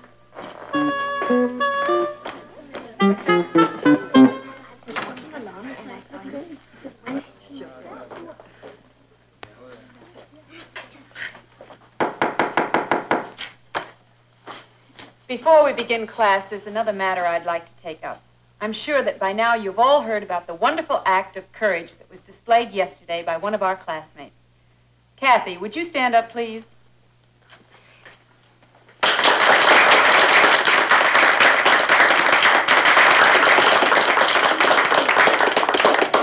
You've brought honor to all of us by what you did, Kathy. Risking your own life to save the life of a stranger is the highest act of valor. Would you care to say a few words to the class about it? Thank you, Miss Castle. There really isn't much to say. I'm sure that everyone here would have done the same thing in the same situation. Thank you. Boy, what conceit. No, I'm sorry. I don't know when she'll be back. Okay, I'll give her a message. Thank you. That was the Bugle calling. They want to do a feature story on Kathy. Do you know that that's the 10th call she's had in the last hour? And look at this. Teenager saves lad. Right on the front page. With the situation the world is in, you think they'd have more important things to write about than that. I don't understand you, Patty. You were the one that told the reporter and the newspaper man to come over. You said it was the bravest thing you'd ever heard of. Now, suddenly you act like she did something terrible. Richard, if there's anything I can't stand, it's a show-off. Patty, you're not jealous of Kathy, are you? Who? Me? Of course not. It just isn't fair, Richard, that's all. What isn't fair? The only reason Kathy is a heroine is because she was in the right place at the right time. Now, I could have been there instead. If you'd have been there, he'd have drowned. You can't swim. Everybody's making such a big fuss over her. You think nobody'd ever saved anybody's life before. She did a very brave thing. I'm not trying to take that away from her, Richard. It's just that Kathy is not a natural-born heroine. And you are. Well, at least I'd know how to handle the situation. I think Kathy is handling it fine. Oh, the whole thing's gone to her head. Richard, I tried to give her the benefit of my advice, and she wouldn't even listen to me. That's probably Life magazine wanting to put her on the cover. Hello? No, Kathy isn't home. Who's calling, please? Roger who? Oh, that Roger. It's the boy she saved. A voice from the dead. No, there really isn't any point in coming over, Roger, because Kathy's not home.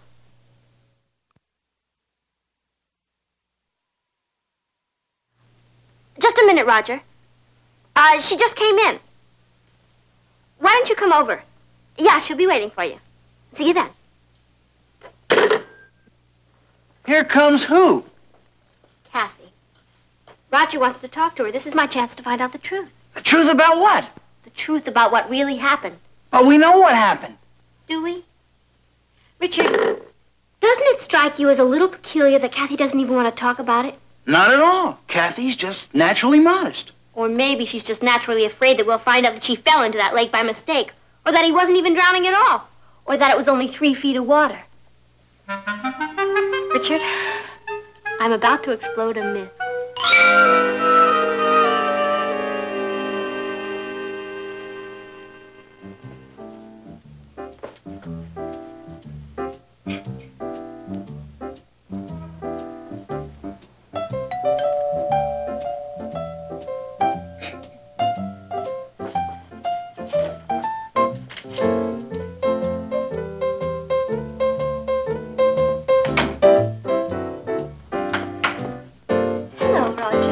Hello, Kathy.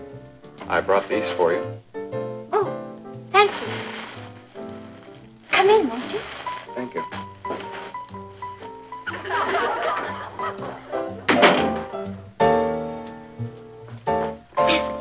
Won't you sit down? Thank you.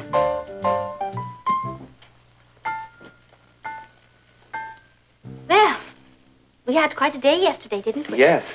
I saw the story in the newspaper this morning. Did you? Well, it really wasn't very accurate, was it? Well, it didn't tell the whole truth. No, it didn't, did it?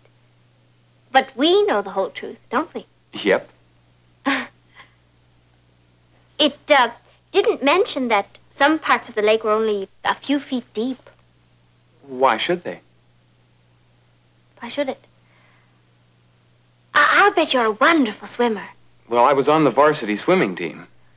I knew it. But that doesn't help much when you've got a cramp. Does it? No, it doesn't, does it? Roger, when I fell into that lake... Fell in? That was one of the most beautiful dives I've ever seen. Oh. Well, it looks like I really saved your life, doesn't it? I can't tell you how grateful I am, Kathy. Roger.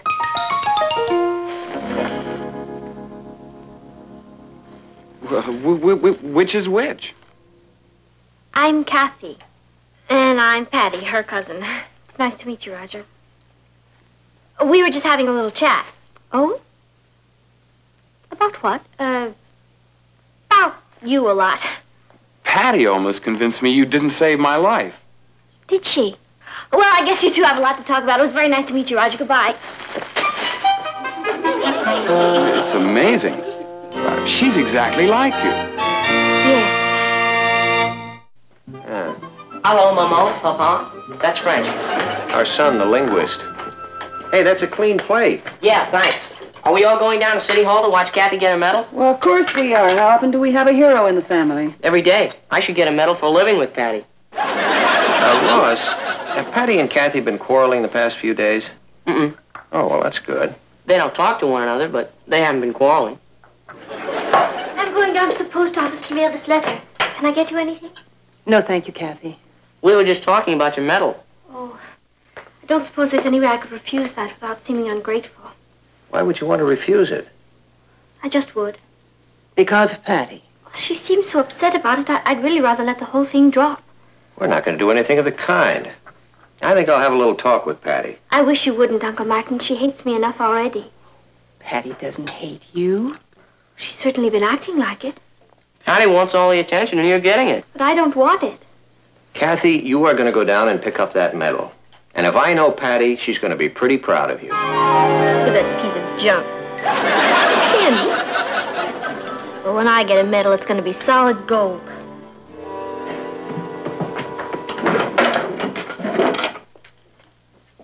Thought you were going to the movies with Kathy. Oh, I changed my mind. It's too crowded. The movie's too crowded? Kathy's too crowded. You can't get near her. You think she was Joan of Arc the way everybody swarms all over her. Makes you feel proud, doesn't it? Yeah. There's enough reflected glory for all. If you like reflected glory. Personally, I'd like to go out and get my own. You know something? It's exactly what I'm going to do. See you later.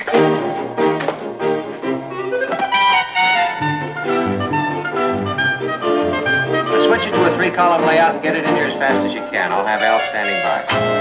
Right. Yes? Oh, good, Joe. We'll take that up at the editorial meeting this afternoon. Fine. Goodbye. Hello, Uncle Martin. Hello, Kath. I hope I'm not interrupting anything.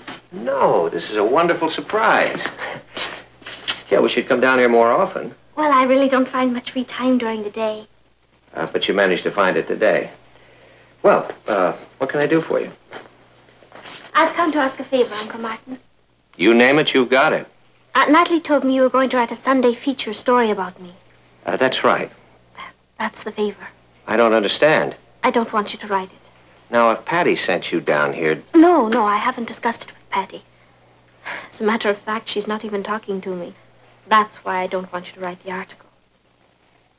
Well, I'm sorry, Kath. There's nothing I can do about it.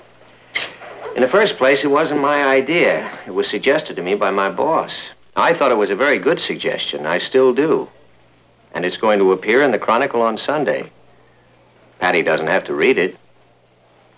I'm sorry I troubled you, Uncle Martin. At least I have learned a lesson. What lesson is that? Well, the next time I see someone drowning, I'll let him. See you, Tom. See you, Tom. I've never tried analysis before. I don't know if it'll work or not. I guess the idea is to be able to talk out your problem. I think I've just about figured out what's bothering me. You see, usually I'm not jealous of Kathy. Like the time that she got all the highest marks in the whole school. I was so proud I was ready to bust. Or the time that she won the music scholarship. I was so happy to think I'd won it. So basically, I really don't think I'm jealous of Kathy. Basically. I mean, when she sticks to her own territory. But you see, Doc, when she became a hero, well, that's more in my line. I mean, I'm much more the type. I guess I felt what you psychiatrists would call threatened. Does that make sense to you? Makes sense to me. You know something? I feel a lot better after getting this all off my chest. What do you think? Well, how should I know? I'm just trying to do this crossword puzzle.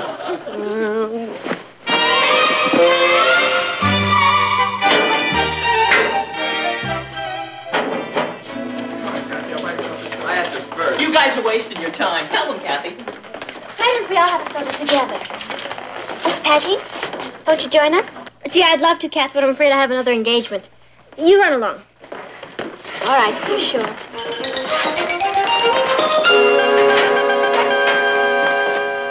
Come on, Tagger. Everybody's going over to the shake shop. You're wrong. We're not. But I'm thirsty.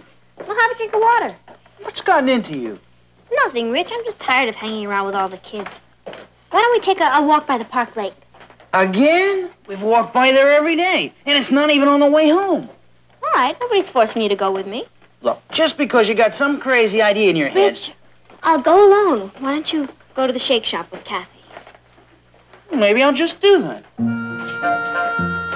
Who needs him anyway? Hello, Patty. Hello, Miss Moore. Miss Moore?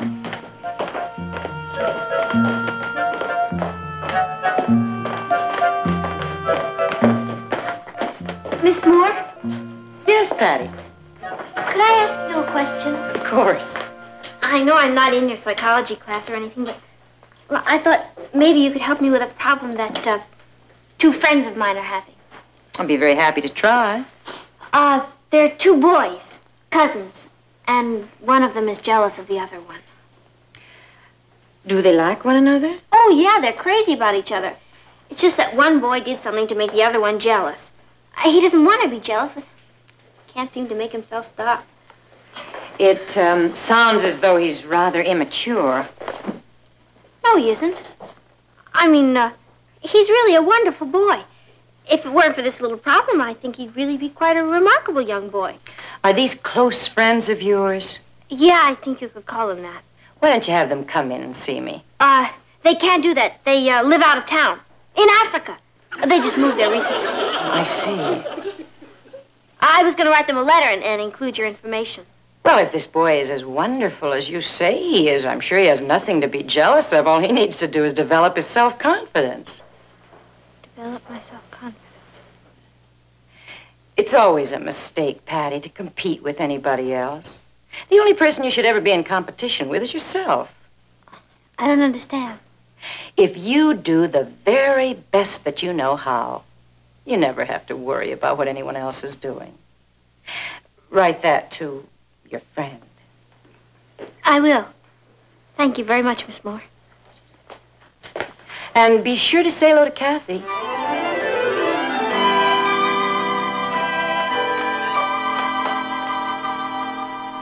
Kat, I brought something home for you.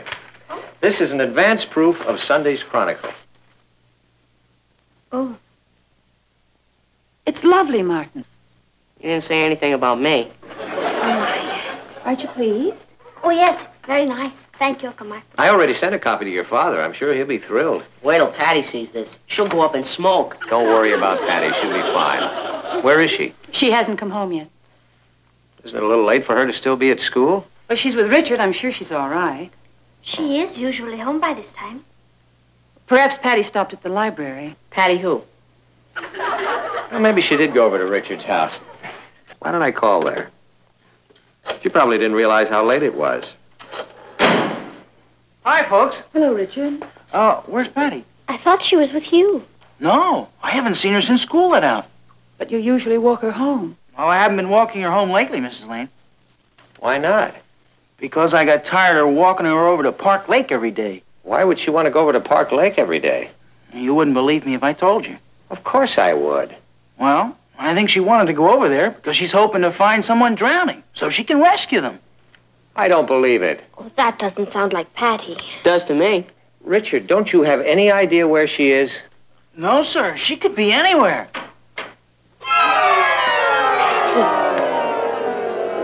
What happened? You're soaking wet. Darling, did you have an accident? I want to go home. You did it. She saved a kid. She's a hero. Congratulations, Patty. That's wonderful. Now we can go into the hero business. I ought to call the newspapers right away. Imagine having two heroes in the family. What are you talking about? I pulled her out of the lake.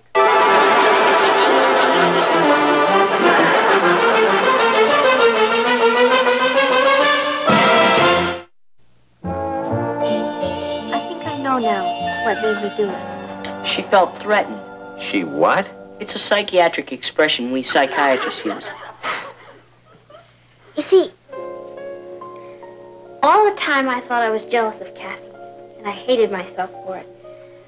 That's why I kept going back to the lake. But you just wanted to get your share of attention. Well, that's what I thought. But that wasn't it at all, Papa. I was just afraid to admit the truth to myself. What was the truth? That I was a coward. You see, I kept asking myself, what would happen when the moment came when I'd have to jump in the water? And I didn't know. I thought, what if I just stood there and watched somebody drown? So I had to find out. Patty. So I kept hanging around the lake, waiting for somebody to fall in so I could test myself. Soon I started hoping somebody would fall in. What happened this afternoon? Well, I saw this boy fooling around on the shore. And I watched him. And there was a tree that was hanging over the water where it was pretty deep.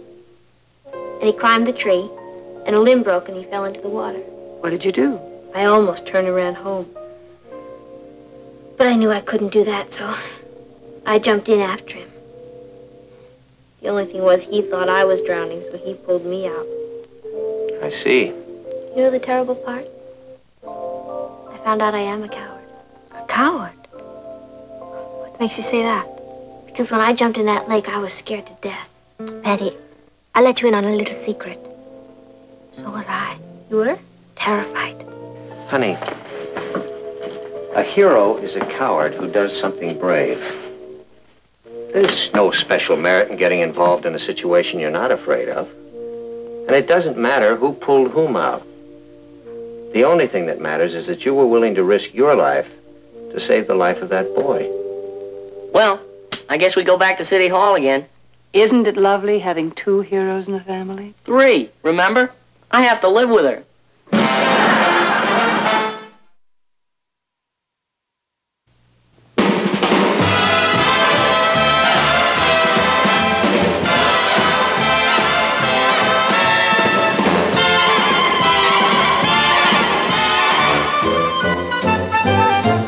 Here's Kathy, who's lived most everywhere, from Zanzibar to Berkeley Square. But Patty's only seen the sights a girl can see from Brooklyn Heights.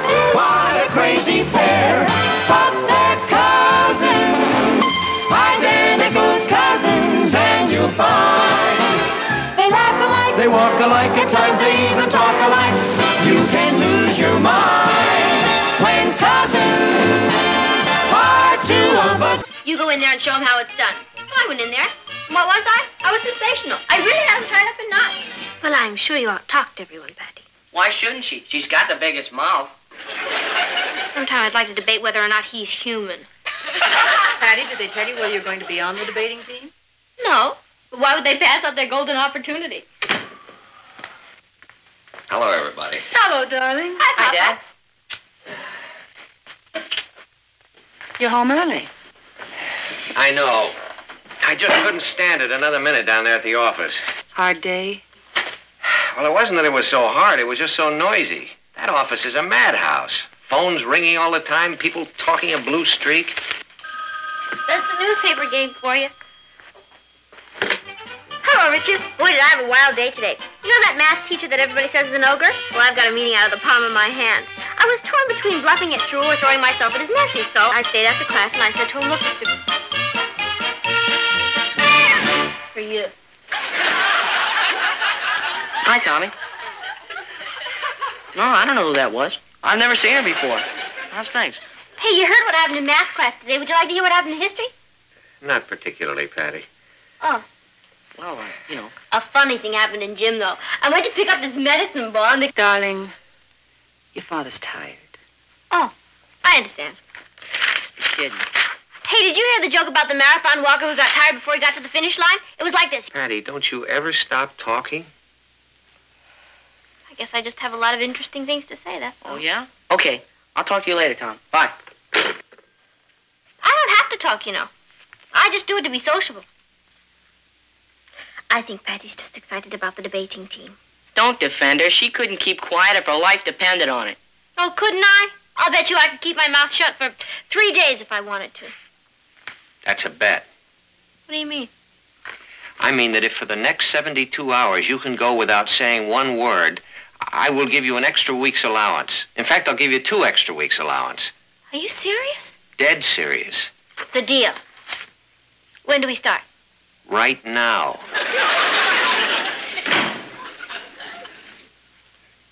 Hi, folks. Patty, have I got great news for you. They just made you captain of the debating team.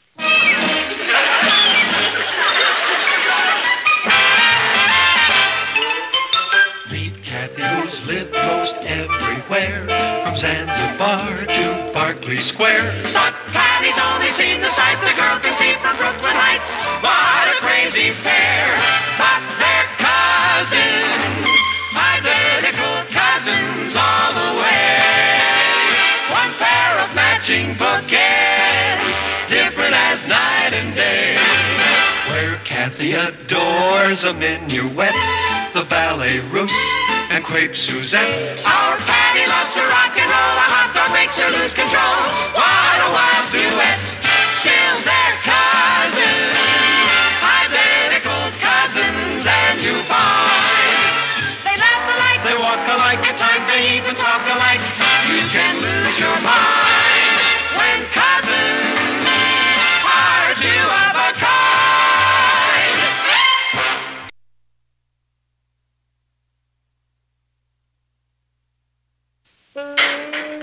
Morning, Patty. Hey, do you remember I told you I'd let you know when the Glee Club practice began? It's tonight. Why don't I pick you up at 8 o'clock? 8:30? Has something the matter with your throat? Something wrong with your head? Well, I hope you feel better. See you later. I wish he'd stop hanging around you. Doesn't he know you're my girl? Well, if he doesn't, why don't you tell him? Yeah, I know. But you could talk yesterday and the day before that and the day before that. You know what I think? I think you're fickle. As a matter of fact, I think you're the most fickle girl I've ever gone with. And I have gone with hundreds. This little bet of yours is a good idea. Gives me a chance to get some things off my chest. You're a very spoiled girl, Patty. And ungrateful. I mean, if you have me, why would you want to look at anybody else? Yes, sir, this is a whole new side of you. I mean, we can really communicate. Well, I have to be running along. I really enjoyed our little chat. I asked you to come to the shake shop with Gloria and me, but I guess it wouldn't be any fun for you in your condition. Bye.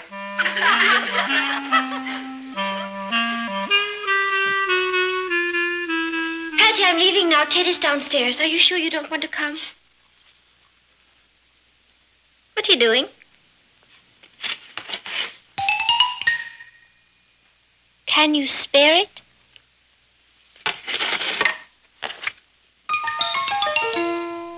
Don't you what? Patty, are you sure you're all right? I'm not so sure this bet was a good idea. You have 2 more days to go. I hate to leave you alone. Someone's coming? Who? Richard? All right. Have a good time. Good night.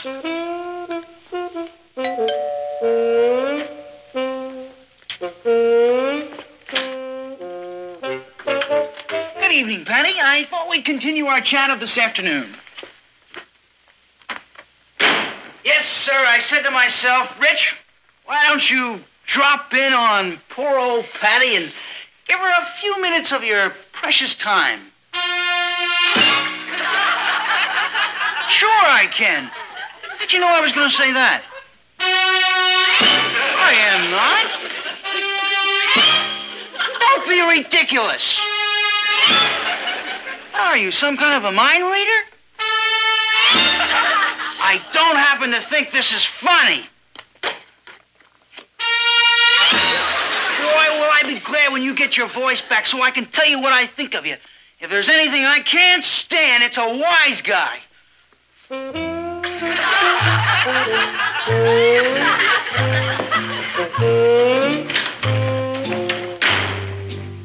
Boy, talk about thunderclouds. What was he so mad about?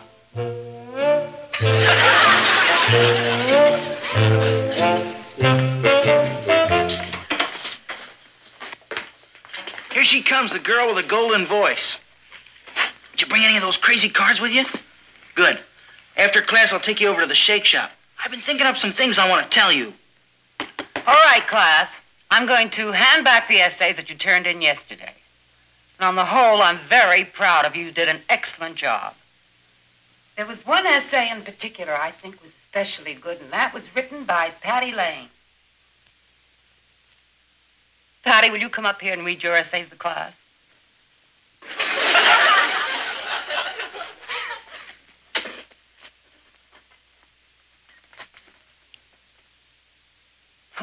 Do you have a sore throat? Well, can you talk?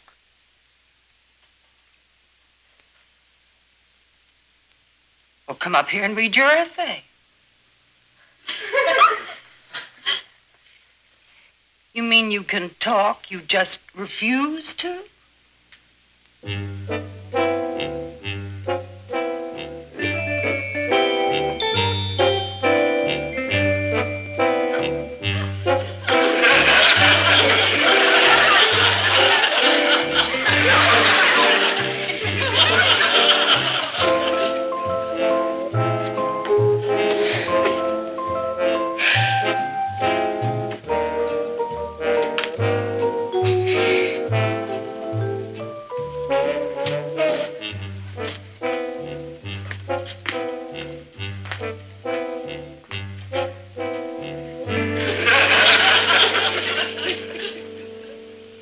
finish? 100 times? Very well, then. You may... You may do it over again. Stubborn has 2 B's.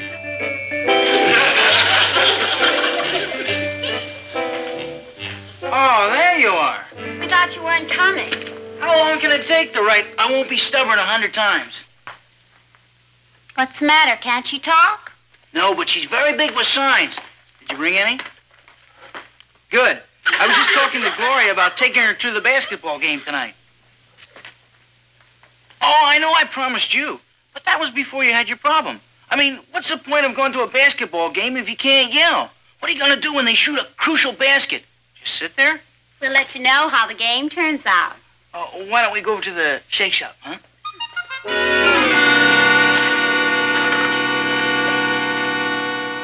Patty can't stand not having the last word. No? Look.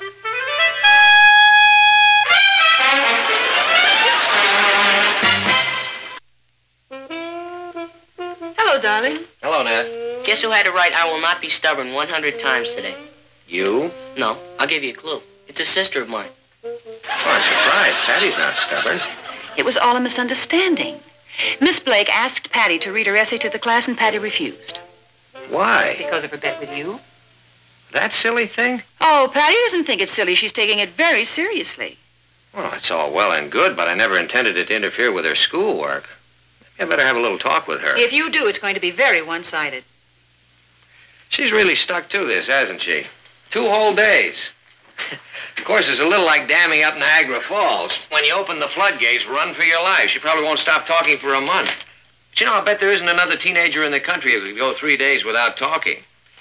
Maybe you should bottle this. Then you'd make a fortune. I think some of the other children are getting in digs at Patty. And another thing, Richard is taking Gloria to the basketball game tonight. Say, Nat, why don't I just call this whole thing off? I didn't realize it was going to be so rough on her. I could just tell Patty that I'm convinced she can do this for another day, and I've decided to throw in the sponge and pay her. I've already tried it. What do you mean? I told her that you were convinced that she could do it for another day, and you had decided to throw in the sponge and pay her. What did she say? Said no. Well, she didn't exactly say no. She shook her head no. But why? I mean, she's just out to get the money. Oh, that's what I thought, and we were both wrong. It's the principle of the thing. She is determined to stick it out, Martin. Yeah, well, maybe if I had a little talk with her. Won't do any good. Her mind is made up. Miss Blake was right. She is stubborn.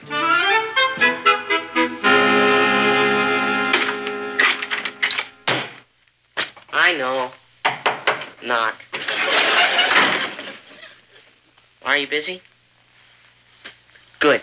And there's a couple of things I want to say to you. I know you can't answer back, and I may never get this opportunity again.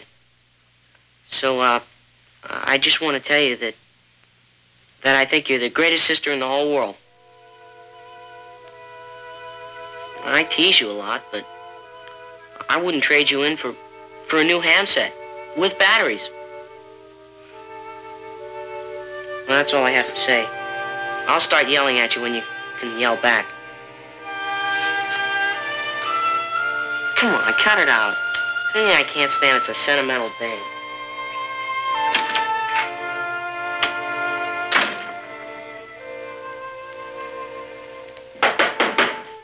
Oh, come on in, Richard. Hi, Mrs. Lane. Why didn't you use the front door? Technical difficulties. What? Patty doesn't want to talk to me. Oh, she doesn't want to talk to anyone. I know, but, I mean, she doesn't want to see me. Well, I can't blame her. I played a joke on her with Gloria, and she took it seriously. I see. I thought maybe you could give me some ideas. I don't know how much it would help, Richard. Patty can be pretty stubborn. Oh, are you telling me? She's got the temper of a wildcat. Why don't you just tell her you're sorry?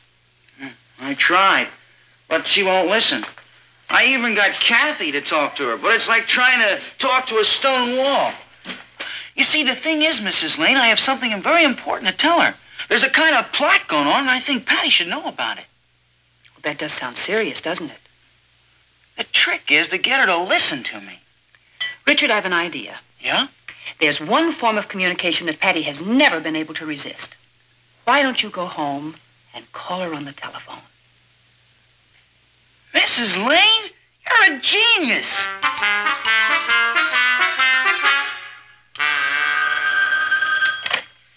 Patty? Hello? Are you there? Can you hear me? I have to talk to you.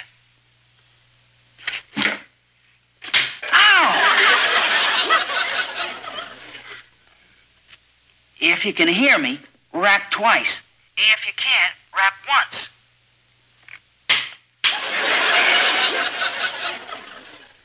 You don't have to yell. It's very important, Patty. What do you say? Oh, come on. Can't you take a joke? You don't think Gloria means anything to me, do you? Well, you're wrong. That's why I have to see you. I'll come over in a half hour, okay?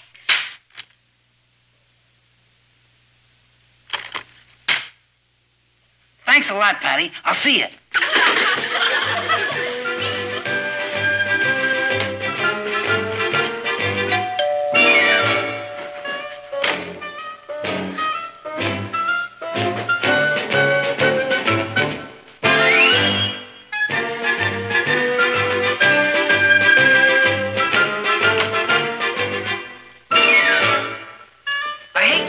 Patty, but this is important.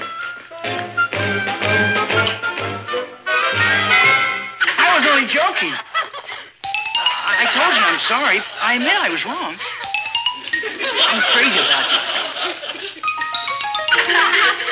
Patty, are you all right?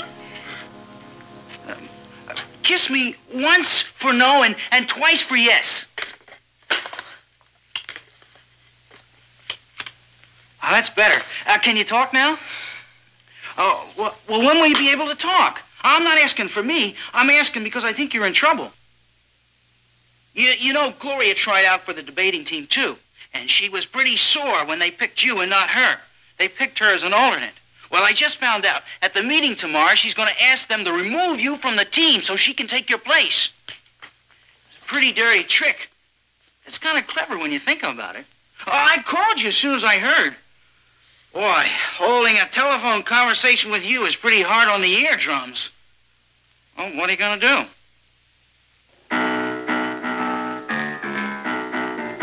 You can't do that.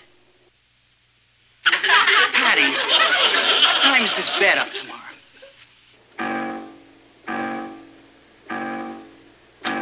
4 o'clock. You know what time the meeting is? 3:30.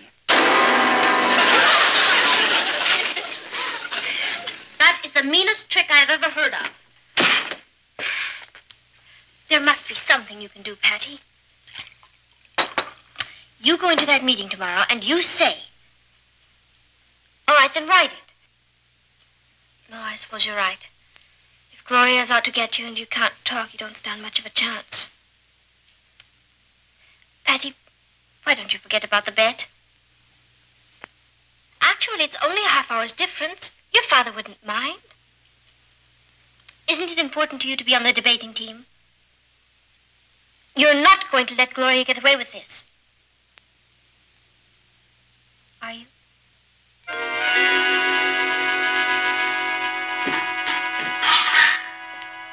Natalie, do you have any idea what's going on around here? You mean all the plotting and counterplotting? Oh, yes, Richard briefed me. Well, it's like something out of James Bond. I mean, I'm the last man in the world to meddle in the affairs of young America, but Gloria's plan to get Patty off the debating team is diabolical. I know. There's only one other person I know who could have thought up a scheme like that. Who's that? Patty. Well, it just isn't fair. I mean, Patty earned her place on that team. Now she's going to lose it because of a silly bet. Oh, perhaps she won't lose it. Well, Gloria's got that meeting scheduled for 30 minutes before Patty can talk. Patty can always cancel the bet. Oh, she won't. I just tried that again. What'd she say? She didn't say anything. Just held up a sign that read, "Forget it, Popo, I'm a born loser." When I went up to see her, she held up a sign that said, "If silence is golden, I'm going to be a very rich kid." At least she's got a sense of humor about it. Well, I'm afraid I haven't. It's all right for Patty to joke, but I know how much being on that debating team means to her. She's wanted it all year. There must be something we can do. What? Well, for one thing, I could go to that meeting tomorrow and And? make a fool of myself. Want to hear a confession? Yeah? I thought about going to her school and setting the clock back. It's terrible. Wish I'd thought of it. You know what the real trouble is? We're trying to solve Patty's problems for her. It's up to her to solve it for herself. Yeah, but that's just the point. She won't. She's given up. It's not like Patty. She's going to let Gloria win this without putting up a fight. The trouble is we're not used to Patty losing. Well, you can't win them all. Oh, I suppose not. How does she get herself into these things? She got into this one with a little help from you. Next time I'll learn to keep my big mouth shut. Want to bet?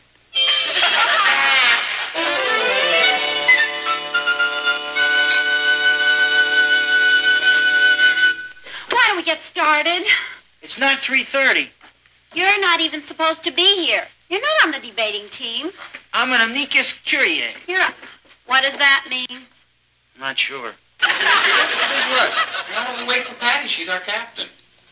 Do you want a captain who can't even talk? We're having our first debate with Rockland High on Monday. You want to win, don't you? Come on, let's get to work. Why don't you adjourn until 4 o'clock? Because the meeting was called for 3:30. Look, if Patty's not interested enough to be here, she's not interested enough to be captain of the Brooklyn Heights High debating team. I tell you, she'll be here at 4 o'clock. Call the meeting to order. Goodbye, Richard. You wouldn't do this to Patty, would you?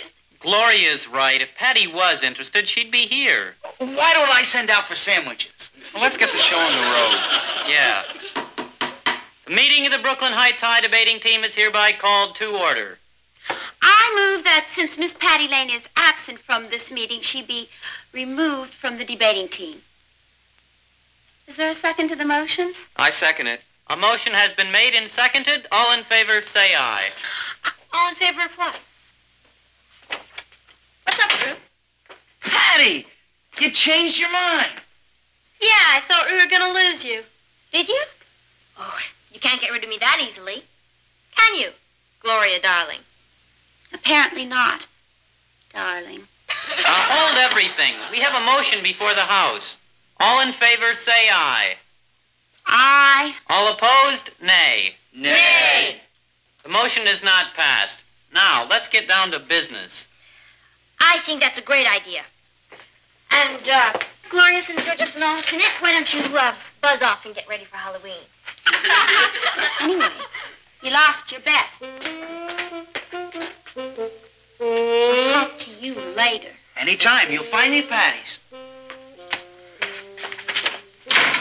Well, we have a lot of work to do. Group, I'm ready. In that case, why don't we take a half hour and relax, and we'll all meet back here at 4 o'clock. What's the point as long as we're here? As long as we're here and I'm captain, I say we should meet back here at 4 o'clock.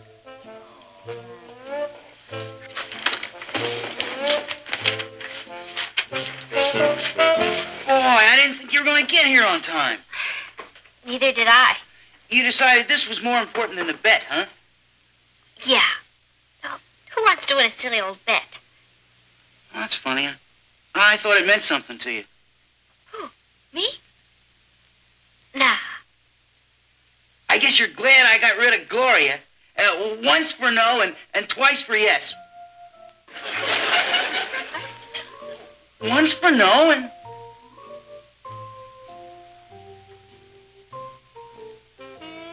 No! What's the matter, Kathy?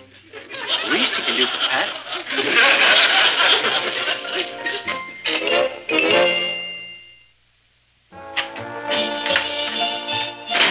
Hello, Nat. Hello, darling. Well, tonight's the big night. Patty Patty talks. Martin, you're going to I'll be bet so- I was right about Niagara Falls, wasn't I? Well, if I'm not mistaken, she started bending your ear at 4 o'clock on the dot, and she hasn't stopped talking since. She is at home, isn't Oh, she? yes, darling, she is at home. There she is, the chatterbox of Brooklyn Heights. Honey, I'm really proud of you. You did it. Are you glad it's over? Did you have a good day? Oh, I owe you some money, don't I? You can talk now, you know. You won the bet.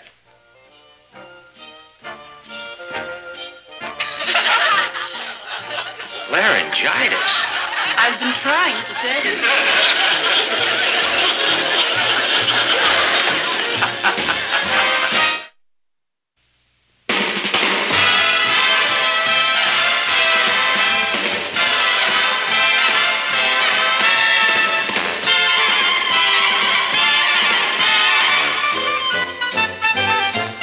Here's Kathy, who's lived most everywhere, from Zanzibar to Berkeley Square. But Patty's only seen the sights a girl can see from Brooklyn Heights.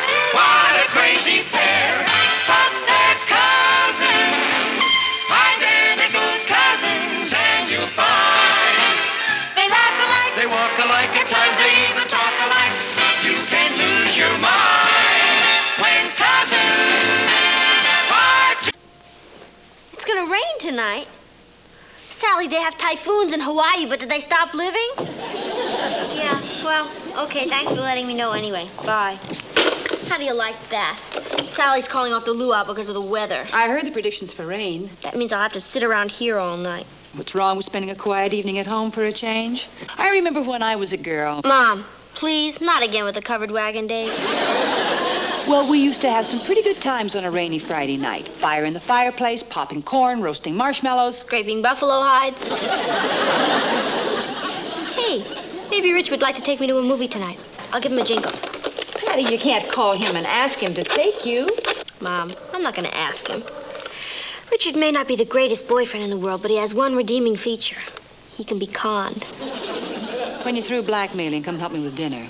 Okay. I think we'll have the rest of that corned beef tonight. Hi, Rich. Patty. I've been noticing lately you're getting very nervous. I think you should do something to relax. You know, like see a movie or read a good book. You what? You want to take me to a movie tonight? Richard, I can always count on you to come up with a great idea. 7:30. Check. Bye.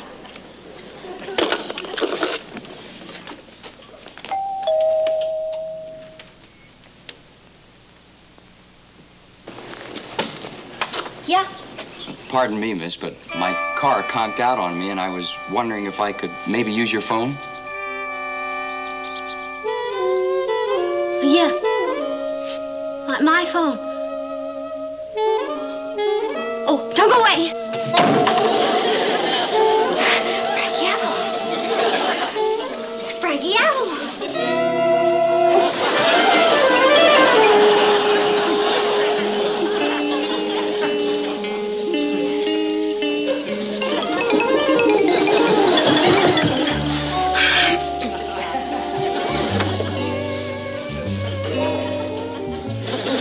Won't you come in? Thank you.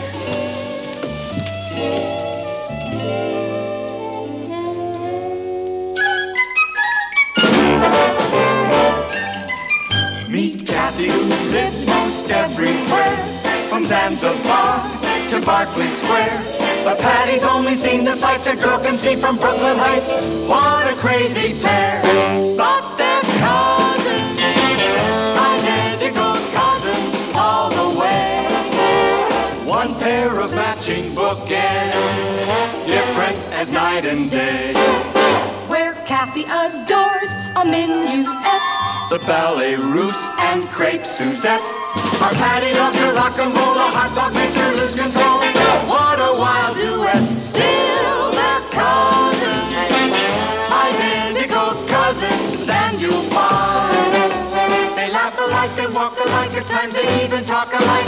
You can lose your mind when cousins are two of a kind.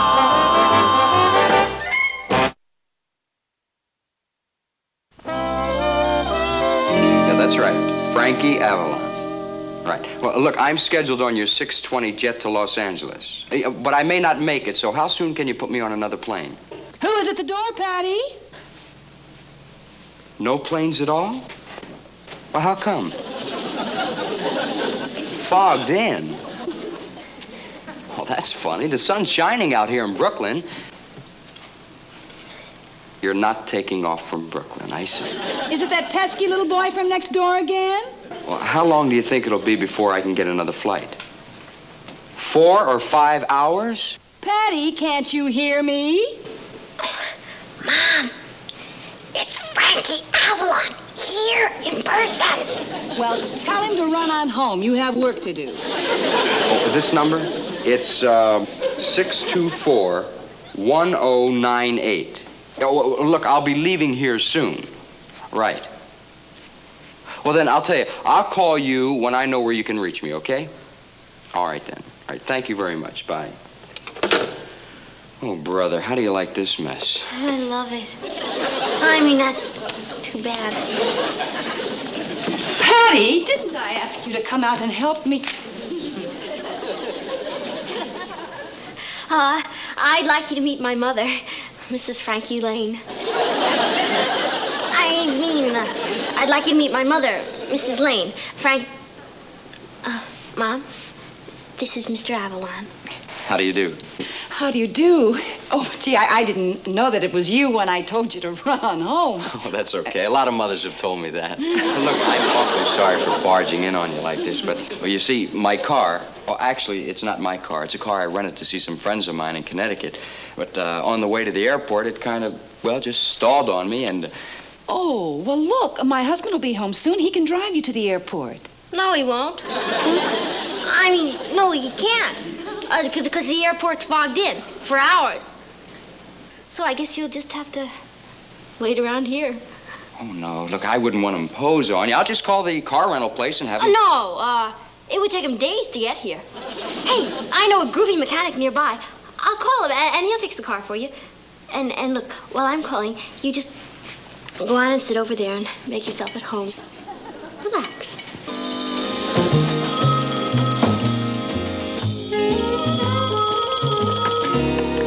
Hello? Richard? Hi. Would you be a doll and come over and do a tiny little favor for me? I want you to fix a car for a friend of the family. Gee, Patty, I just got out of my work clothes and started to clean up for our date. What do you mean, forget our date? Richard, stop being difficult and just come over. But don't hurry. But you just told... Hello? Hello? That was the mechanic. He'll be right over. Oh, thank you. Mother, don't you think Mr. Avalon would like some tea? Oh, good idea, Patty. Run and put the kettle on. Me? Mother, you know how terrible I am in the kitchen. I burn everything. Oh, all right. We certainly wouldn't want any burned tea.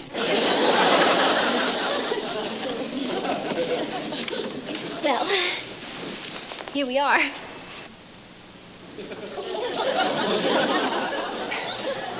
Look, Patty, I know you must have 1,000 things to do, so just... Oh, no. As a matter of fact, I just happen to have a free evening. And, you know, there's nothing I like better than a quiet, rainy evening at home, don't you? Hey, Patty! Don't go away.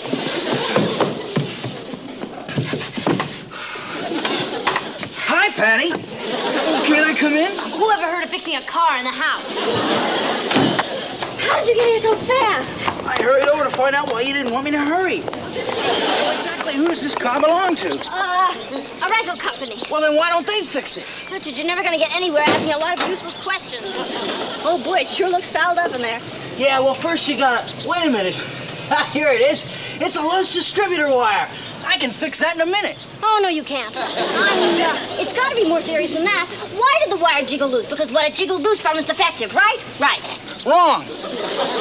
Well, just take it out and take it home and fix it. And don't hurry. Just take all the time you need. Well, wait a minute. What about our date? I'll be looking forward to it.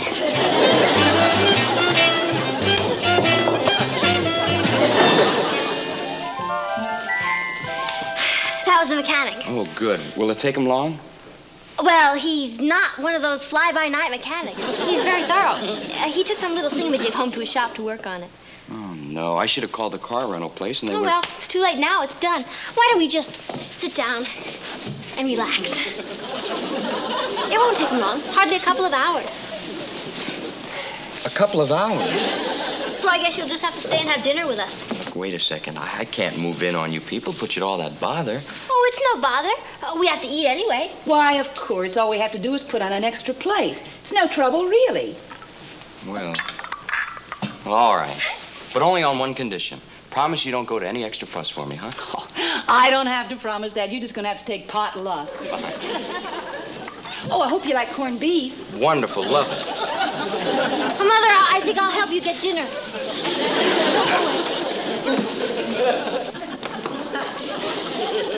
Now, look, this is perfectly good food, and I don't intend to waste it. Mom, he's a star. A Hollywood star. He probably eats lobster Commodore for breakfast. Thermidor. Oh, whatever it is. Certainly not leftover corned beef. You know, now that I look at this, there's not as much left as I thought. No. Maybe we had better have something else. Now you walk in his face. I'll call the butcher and see what he's got that's nice. And expensive. Well, get some caviar, too.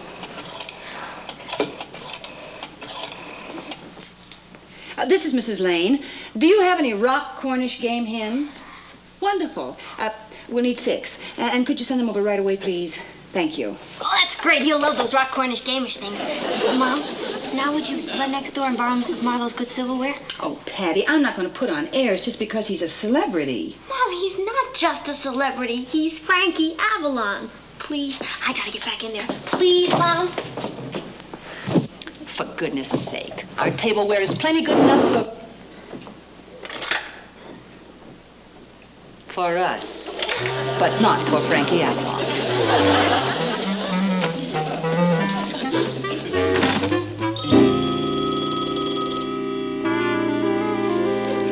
Your phone's ringing. It's nothing important.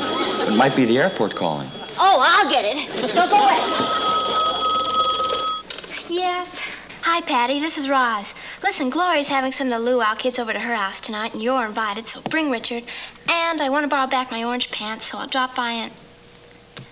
What do you mean, no? But I want to wear them tonight. Okay, so I'll put them on the porch for you. Right?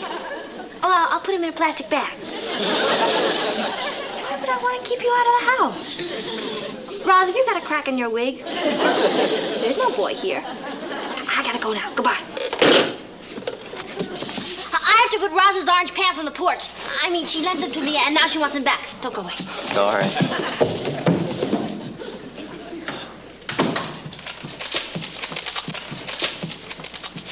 Man, you sure took care of Roz's pants in a hurry. I didn't know anyone was here. Frankie Avalon.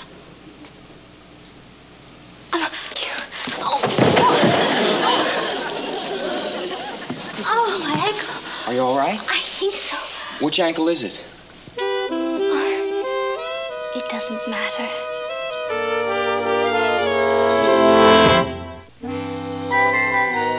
Easy now. Do you think you could stand on it? I'm not sure, but I don't think you should let go of me.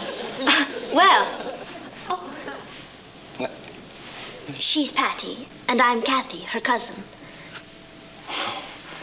For a minute there, I thought I was getting a little wiggy. Kathy, for heaven's sake, stand up. It's hardly ladylike. Oh, she hurt her ankle. Here, Kathy, you better get you over to the couch. Thank you.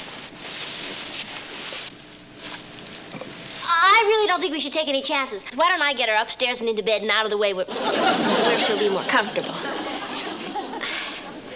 That's very thoughtful of you, Patty, but I'll be fine, thank you. Down here. Take it easy. Be careful.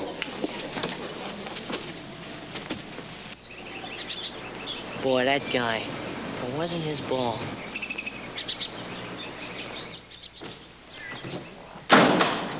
Lost another game. That stupid quarterback. What an... Oh, Ross, this is Frankie Avalon. Hi. Hi. Hi, Tommy. 4th down, 37 yards to go, and he calls for a quarterback sneak. Oh, an afternoon.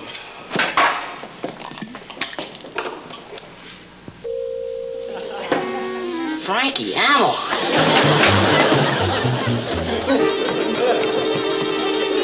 It is you. Yeah. Oh, Ross, flake off. Now, if someone can tell me where I can find a basin, we'll start soaking that ankle. Oh, well, there's one in the kitchen under the sink, but really, you shouldn't do all this for me. Hey, Eddie, guess what we got at our house? You'll never be able to guess what I take. Look. What do you think you're doing? You blabbermouth, shh. I don't want a whole bunch of kids swarming all over here, bugging him. As a matter of fact, there are a couple here now I'd like to get rid of. Can't I just tell Eddie? He's always bragging about the time Fabian stopped at his dad's gas station. No, I don't want you to tell anybody. Now, why don't you just go upstairs and do your homework or something?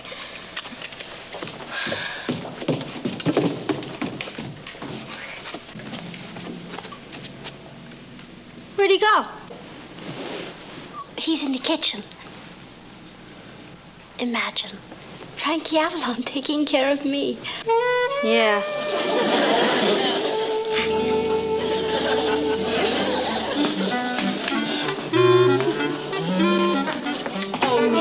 Here, Frankie, I'll do that. Oh, that's all right. Hey, Patty, Roz is there to see you. Roz! Oh, no. Don't go away. Hi, Roz. Hi, you said you'd leave my orange pants on the porch, but I didn't see them there. Oh, well, they're right in here. Come on, I'll get them. Let me get a glass of water. No. The water's been turned off. You know what this kind of weather does to the pipes. Come on, I'll get you. They're right in here.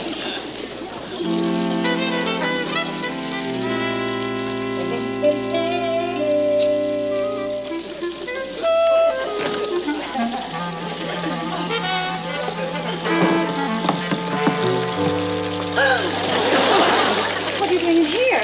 I mean... Kathy sprained her ankle a little, and we're trying to keep the swelling down. Oh, well, for heaven's sake, you shouldn't be doing that. Where's Patty? She's, whoops. Oh, no, it's that thing leaking again. My husband just fixed it last week. Oh, don't you get down there.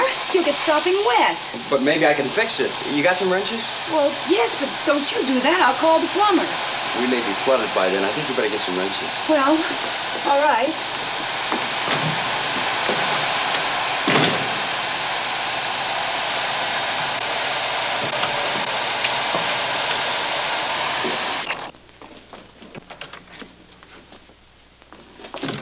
Oh, good. You fixed it. No, not really. I just shut the water off. Oh. You see, the problem is in this valve here. It, isn't really much, but I think I can take care of it. Oh, that little tiny leak? Well... Oh, for goodness sake, I'll call the plumber. You don't have to bother with that. really. We can just keep a bucket under there. No, I've got the wrenches. Kind of you. Oh, see, that's ridiculous. No, I'm pretty good at this sort of stuff. I'll take care of it. Oh, hello, dear. I'd like you to meet Frankie Avalon. I'm sorry, Nat, but I can't help it. A man comes home from work and finds his wife under the sink with a strange man, and she says, "Dear, I'd like you to meet Frankie Avalon." I guess there must be a logical explanation for this. Actually, you know, it's your fault. Mine? Well, if you'd fixed the plumbing properly, we wouldn't have had to be under there. No, really, it's my fault. You see, my car stalled on the way to the airport, and, well, your daughter was kind enough to let me use your phone, and... Oh, Patty, I should have known she'd be involved in this. Then I had to wait here because the airport called and said it was fogged in. Well, she's maneuvered a lot of things, but this is the first time she ever managed fog. Well, anyway, it's very nice to meet you, Frankie. Oh, thank you. Mr. Avalon, Frankie Avalon. Oh, well, listen, let me take over here. This is no way to treat a guest. Oh, no, look, I might as well finish. Anyway, I'm pretty good at this sort of thing. Well, the least I can do is give you a hand. Natalie? Oh. I thought you might like to borrow my samovar along with the other things. It makes a nice little dinner touch when you're having special guests. Who did you say it was? Oh, nobody at all, just a little family gathering. Oh. Well, for heaven's sake. Isn't that... Well, of course it is. Hello there. Hi. I watch you all the time on TV. Oh, thank you. Wait till I tell Marvin I saw Frankie Lane. Oh, no. Papa, come out from there. You'll hurt yourself. Oh, don't be ridiculous, Patty. I know how to handle tools.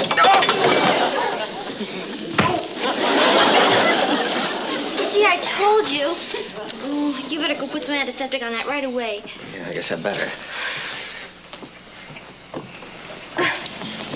What do you want me to do?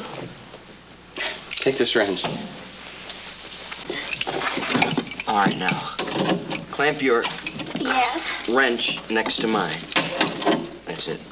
And pull in opposite directions. Couldn't we pull in the same direction? We could, but we'd never get this job done. Oh, yeah. Hey, Patty, Richard's here. I'll be right back. Don't go away.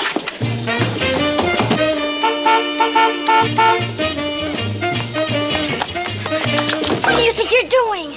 I did what you told me to do. I took the distributor out, I checked it, I put it back in, and everything runs fine. So you can tell your friend he can go home now. Can I come in and wash up? No. Why not? Because my father's fixing the water. It's out of condition. Oh, what are you talking about? Richard, will you stop arguing and go home and wash up? You're a mess.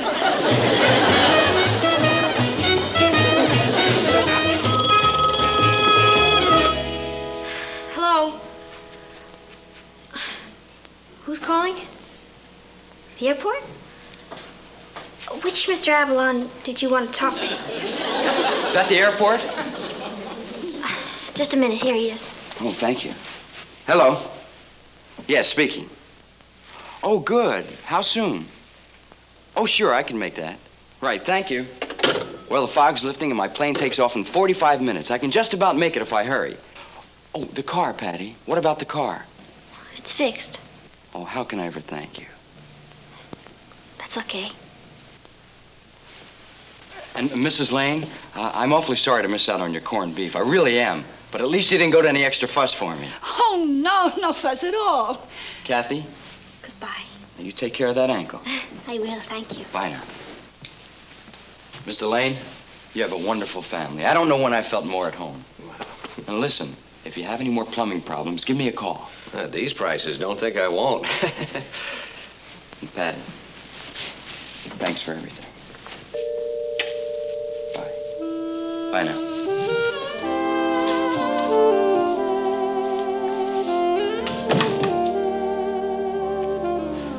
Well, if anybody's still interested in Cornish game hens by silver candlelight, you better go wash.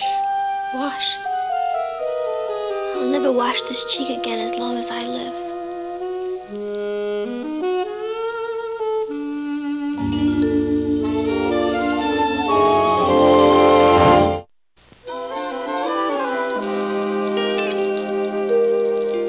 Well, come on, Patty. What are we gonna do? Are we going to the movies or to Monica's? I don't know, Rich. I really don't feel like doing much of anything.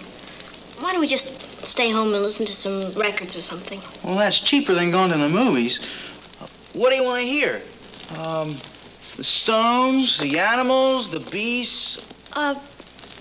Rich, how about something more like, what's his name? Frankie Avalon? Frankie Avalon?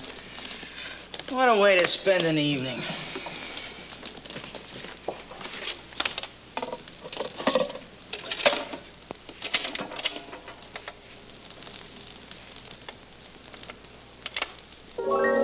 These are the good times while we are young.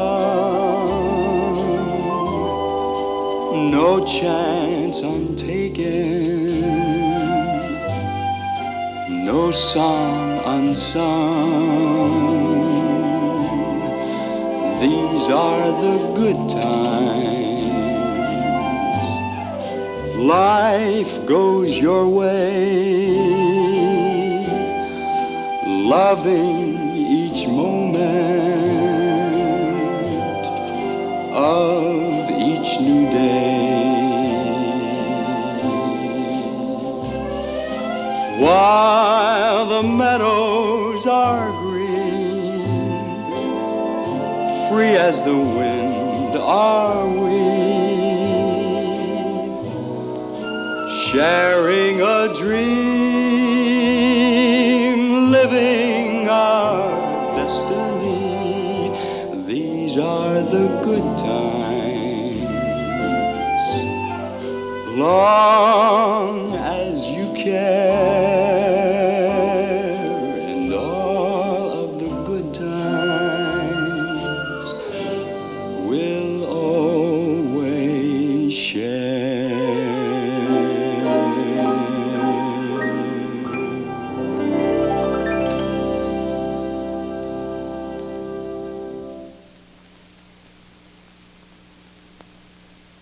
Wow! Oh, what? You never kissed me like that before.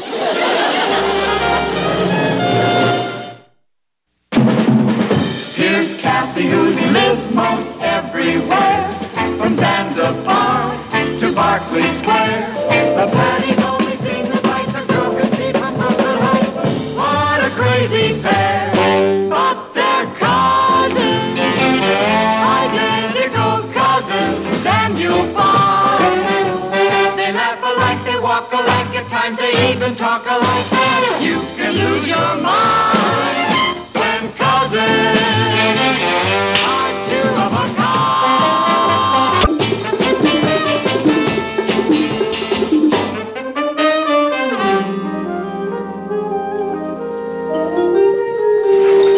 Good morning. Hello, I'm Mrs. Lane. My daughter Patty is Dr. Fenneman's patient. Oh, yes.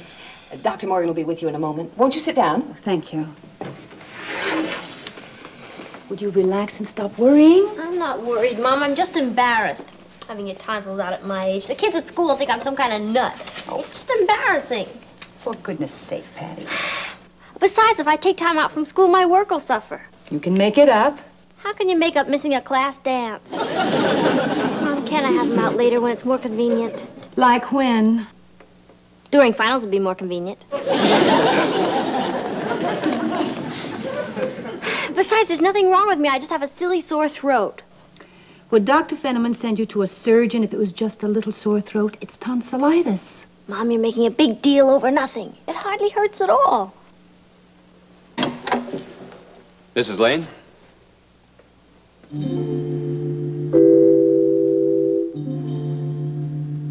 I'm Dr. Morgan. How do you do? This is Patty. How do you feel? Patty. Patty Lane. How's your throat? Oh, it's awful. Simply excruciating. Maybe you better go inside and I'll take a look at it. Thank you.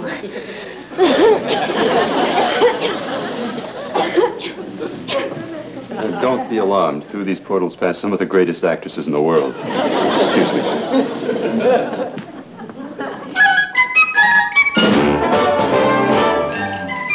Meet Kathy, who's lived most everywhere, from Zanzibar to Berkeley Square. But Patty's only seen the sights a girl can see from Brooklyn Heights. What a crazy pair!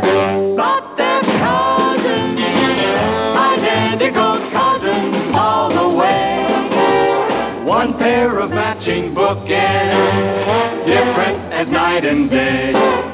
Where Kathy adores a minuet, The ballet russe and crepe Suzette. Our Patty loves her rock and roll, a hot dog makes her lose control. What a wild duet! Still they're cousins, identical cousins, and you'll find they laugh alike, they walk alike, at times they even talk alike.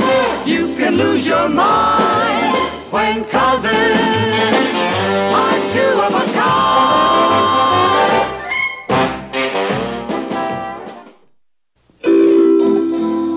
I get the feeling you're not too thrilled about having your tonsils removed. Whatever gave you that idea? And Dr. Finneman told me about you. Well, he didn't tell me about you. Well, why don't you sit down and we'll take a look. Aside from your throat, have you had any other symptoms? Hot and cold and a little dizzy. Well, when did that start?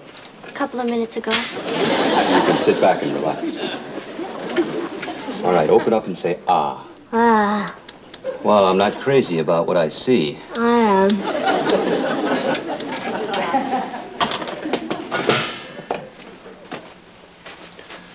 You can close your mouth now. How old are you, Patty? You mean chronologically? Well, Actually, I could have gone to college this year, but my parents didn't want to push me. Most people think I'm a lot older than I look. okay, I'll put down she's older than she looks. You're very sweet.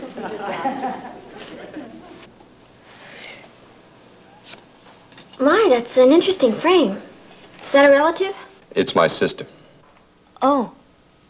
It's funny, most men have pictures of their wives in their offices. Only if they're married. Oh. Well, I might as well give you the bad news, Patty. You're going to have your tonsils out. Oh, that's terrible. The question is when. How about tonight? I'm not doing a thing. No, Friday is the first time I can take care of it. It's a date. I'll check you into the hospital on Thursday so we can prepare you. In the meantime, I want you to take these pills 3 times a day. They'll reduce infection. Well, I guess that's about it. I'll see you at the hospital. I'll be looking forward to it. I'd like to thank you very much, Doctor. You've been very kind and very considerate, and I want you to know I feel very safe being in your hands. May I ask you a personal question? Oh, yes. Is that something new? What? A jacket that buttons down the back. Oh. I'll talk to the nurse about checking you in the hospital.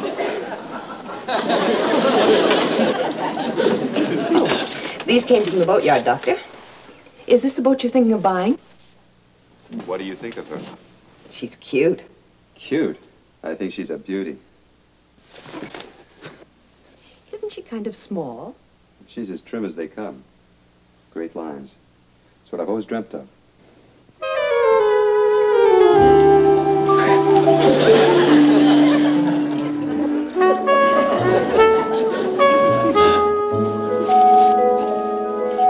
Kathy, I couldn't believe my ears. He said I was a beauty. Trim, with great lines.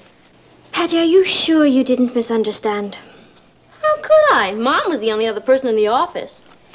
Still, don't you think you're going a little overboard with all of that? You don't think I'm going to wear my crummy kid stuff to the hospital, do you? What does he look like? Kathy, you'll absolutely flip when you see him. He's tall, with kind of streaky blonde hair, and way out eyes that kind of look at you. You know what he looks like? Have you ever seen Troy Donahue? Yes. Well, he's even better looking than that. Boy, am I glad I got an A in first aid.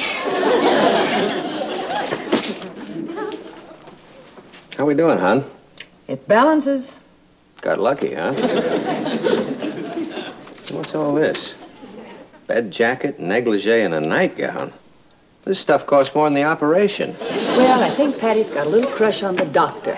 I thought I'd indulge her. Pretty good indulgence. Hey, how's this Dr. Morgan seem to you, anyway? Dreamy. But I mean, does he seem to know his business? Well, Patty and I were both very impressed with him. Well, I guess he does know his business. Hello? Oh, hello, Dr. Morgan.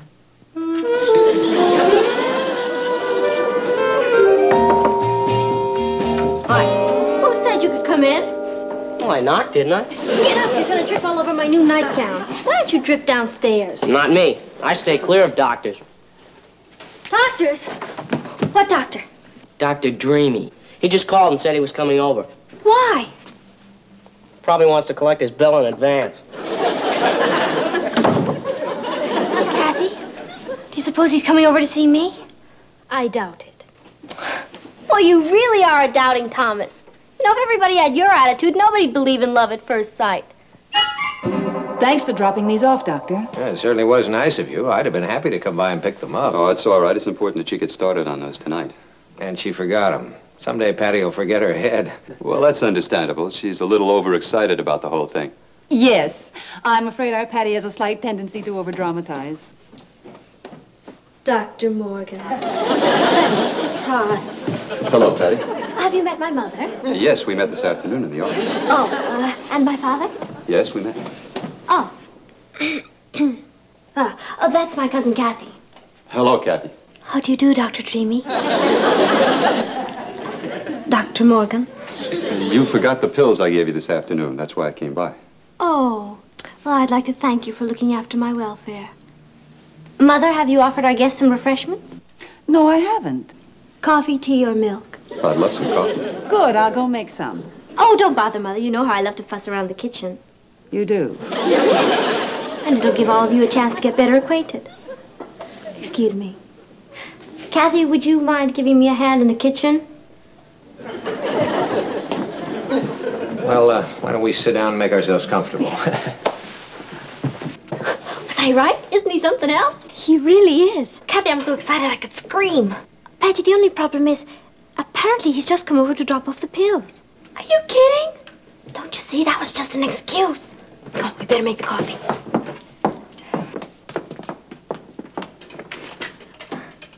How do you like her? She's a beautiful model.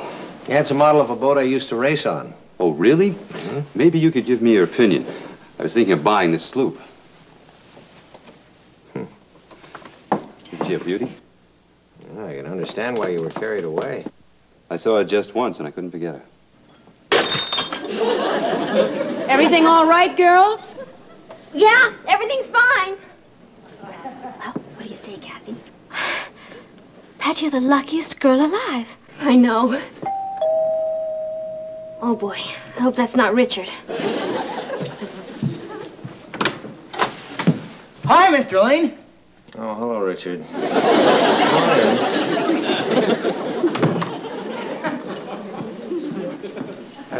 Dr. Morgan, this is Richard, a friend of Patty's. Hello, Richard. Hi. Hi, Richard. Where's Patty, Mrs. Lane? Oh, in the kitchen. I don't know what's taking so long with the coffee. I hope you're not in a hurry. I can stay as long as the dishes hold out. After major surgery, you don't go to a dance. Oh, why not? You're not going to dance with your throat. All you got to do is keep your mouth shut. Richard, you really don't know much about medicine, do you? After this kind of a thing, the whole body is in a state of shock. Okay? I'm not going to the dance either. Why not? I don't mind if you take somebody else. I'm not interested in taking anybody else but you. Richard, there's something I have to tell you. Yeah? You've heard of puppy love. Yeah. Well, there's nothing wrong with it. It's very sweet and very romantic. But like everything else, one day, the puppy grows up. Do you understand? Hey, that's great! Well, where is it? What? The puppy they gave you because you're going into the hospital.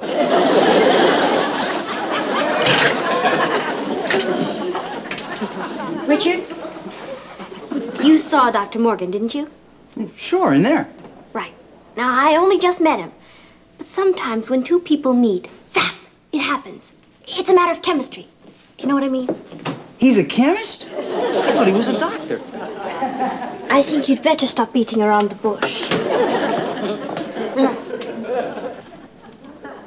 Richard, in the short time I've known Dr. Morgan, I've grown very fond of him. And it certainly seems vice versa. That guy in there? You're kidding. He's a very distinguished surgeon. He's an old man is what he is. Of course you're hurt now. But one day you'll get over it and you'll realize that this whole thing is bigger than both of us. And in the meantime, you've got to do me one favor. What? Go home.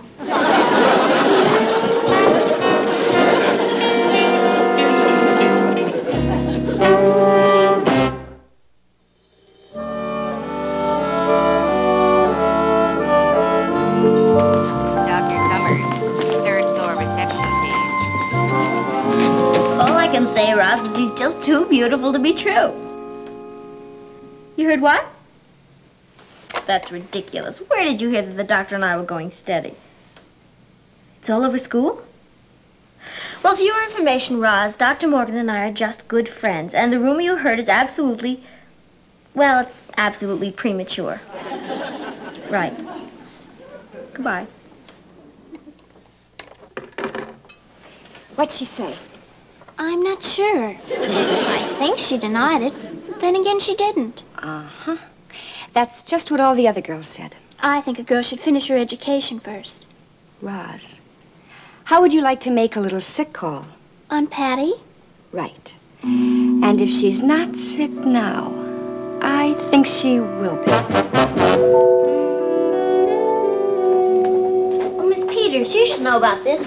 What kind of qualities do you think a doctor's wife should have? Why do you ask? Well, I have this friend who's on the brink of going steady with a doctor. Well, a doctor's wife should be the kind of woman who can get along with 2 hours sleep, doesn't mind getting up in the middle of the night to fix a pot of coffee, and doesn't get drunk at medical conventions.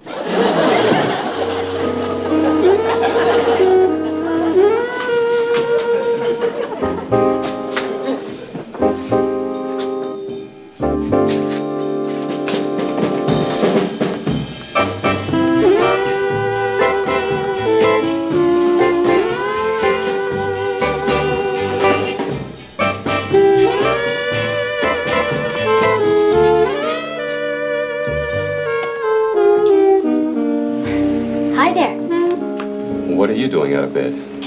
Oh, it's been so long since I've seen you. I just left you half an hour ago. Oh, was it that recently? Well, as long as I'm here, I just thought I'd mention something in passing that may interest you. I don't drink. Well, I'll make a note to the dietitian not to put any martinis on your tray. Oh. Is that your sailboat? Yeah, I just made an offer for her. Isn't she a beauty? She? Well, nautically speaking. She's a little small, but she's as trim as they come. Small? And as trim as they come? Doc, you didn't have those pictures in your office the other day when I was there, did you? Uh-huh. And you had them last night at our house. Yeah, as a matter of fact, I was showing them to your father. Oh. Something wrong? My heart had just stopped beating. Excuse me.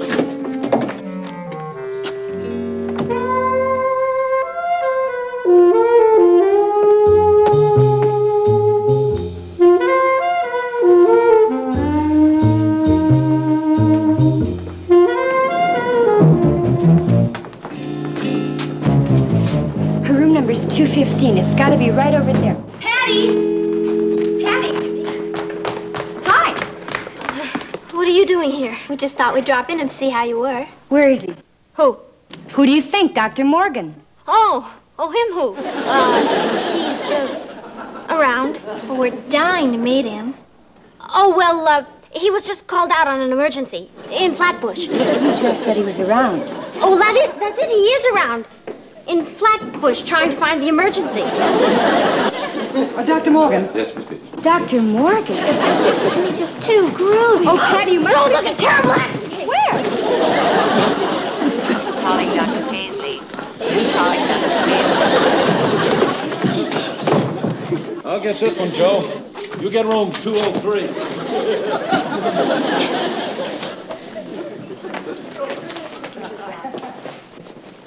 Hello, little lady. You know something? We're going to have that little old gallbladder of yours out in no time at all. Gallbladder? I already have my gallbladder out. Now, look, pussycat, who knows better, you or the doctor? Oh, but I really don't. It's all right. I'm not a doctor, but I can tell you this.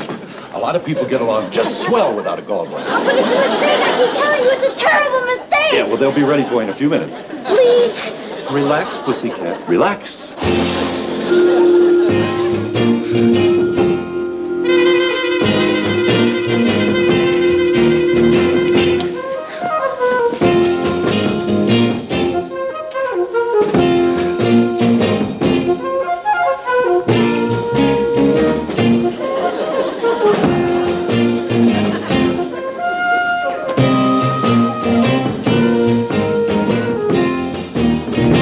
Scrubbed up yet? What are you waiting for, an engraved invitation?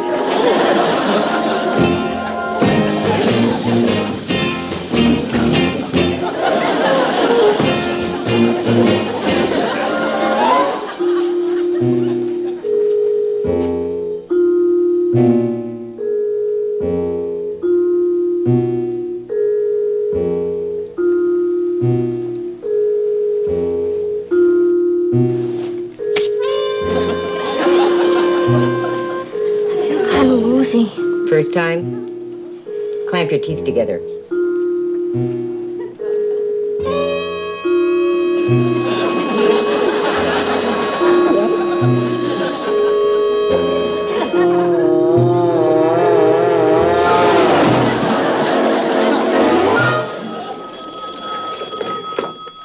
Dr. Morgan.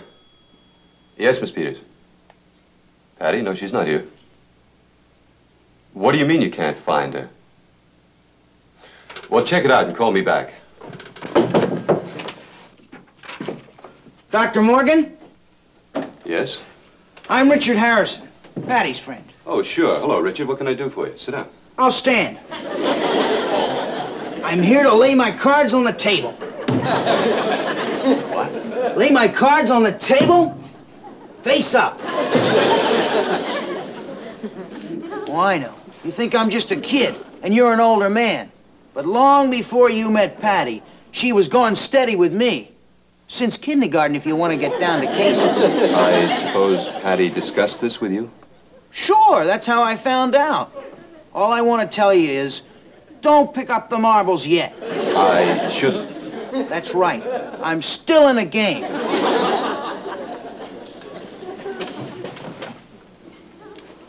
Richard, I didn't know about you. Patty and I haven't had time to discuss her past. So let's put it this way. The decision is up to her. She'll have to choose between us. And may the best man win.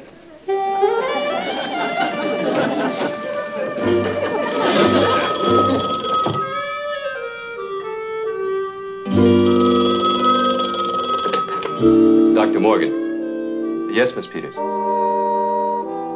You found her where?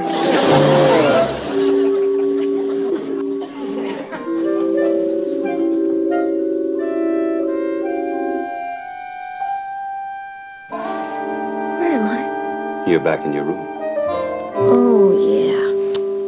I feel like such a jerk. Well, don't think about that now. Just think about how happy we're going to be. We are? Was all that about the boat just a dream? No, I'm buying the boat. But just think of all the wonderful hours we'll spend on it together alone. Would you like that? Mm-hmm.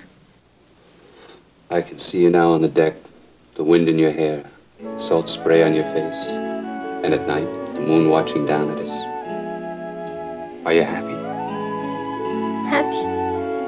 I'm the happiest girl in the whole world.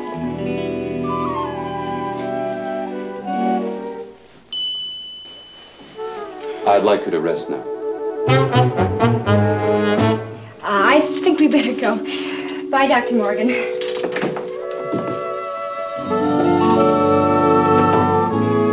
Oh, how can I ever thank you, Doctor? By taking a nap. I want you to get plenty of rest before the operation tomorrow. Okay. But you know what you just did? You saved my reputation Reputation? as the biggest liar in Brooklyn Heights High School. Oh, boy. What am I going to tell the kids when I get back to school? Well, I imagine a girl as talented as you could think of something.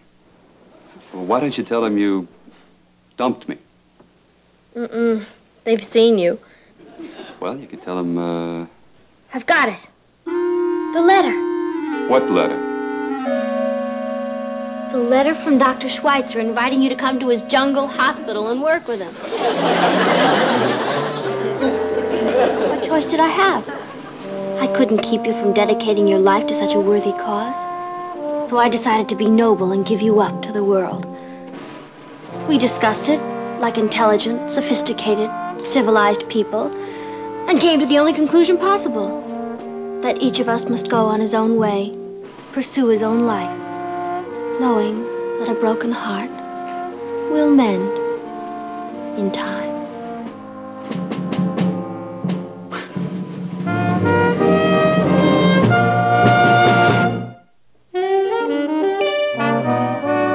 No, he's going to take them out this afternoon. But from now on, it's purely a professional relationship. Of course I could wait for him, but who knows when he'll get back from the jungle. And that's face it, Ross. He's no kid now. Oh, by the way, Ross, whatever you do, don't mention a word of this to Monica. It's just between you and me. Okay? Bye. Well, let's see what other blabbermouth I should call. Hi, Patty. Hi, Rich.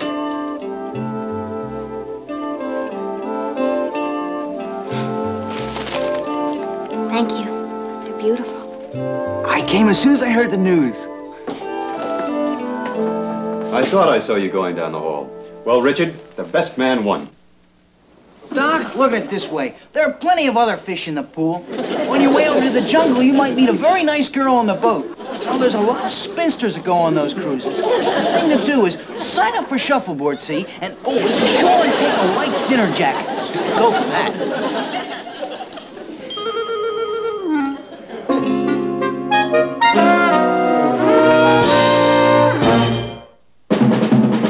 Here's Kathy, who's lived most everywhere, from Zanzibar to Berkeley Square. The Patty's only seen the sights a girl can see from Brooklyn Heights. What a crazy pair, but they're cousins, identical cousins, and you'll find they laugh alike, they walk alike, at times they even talk alike. You can lose your mind when cousins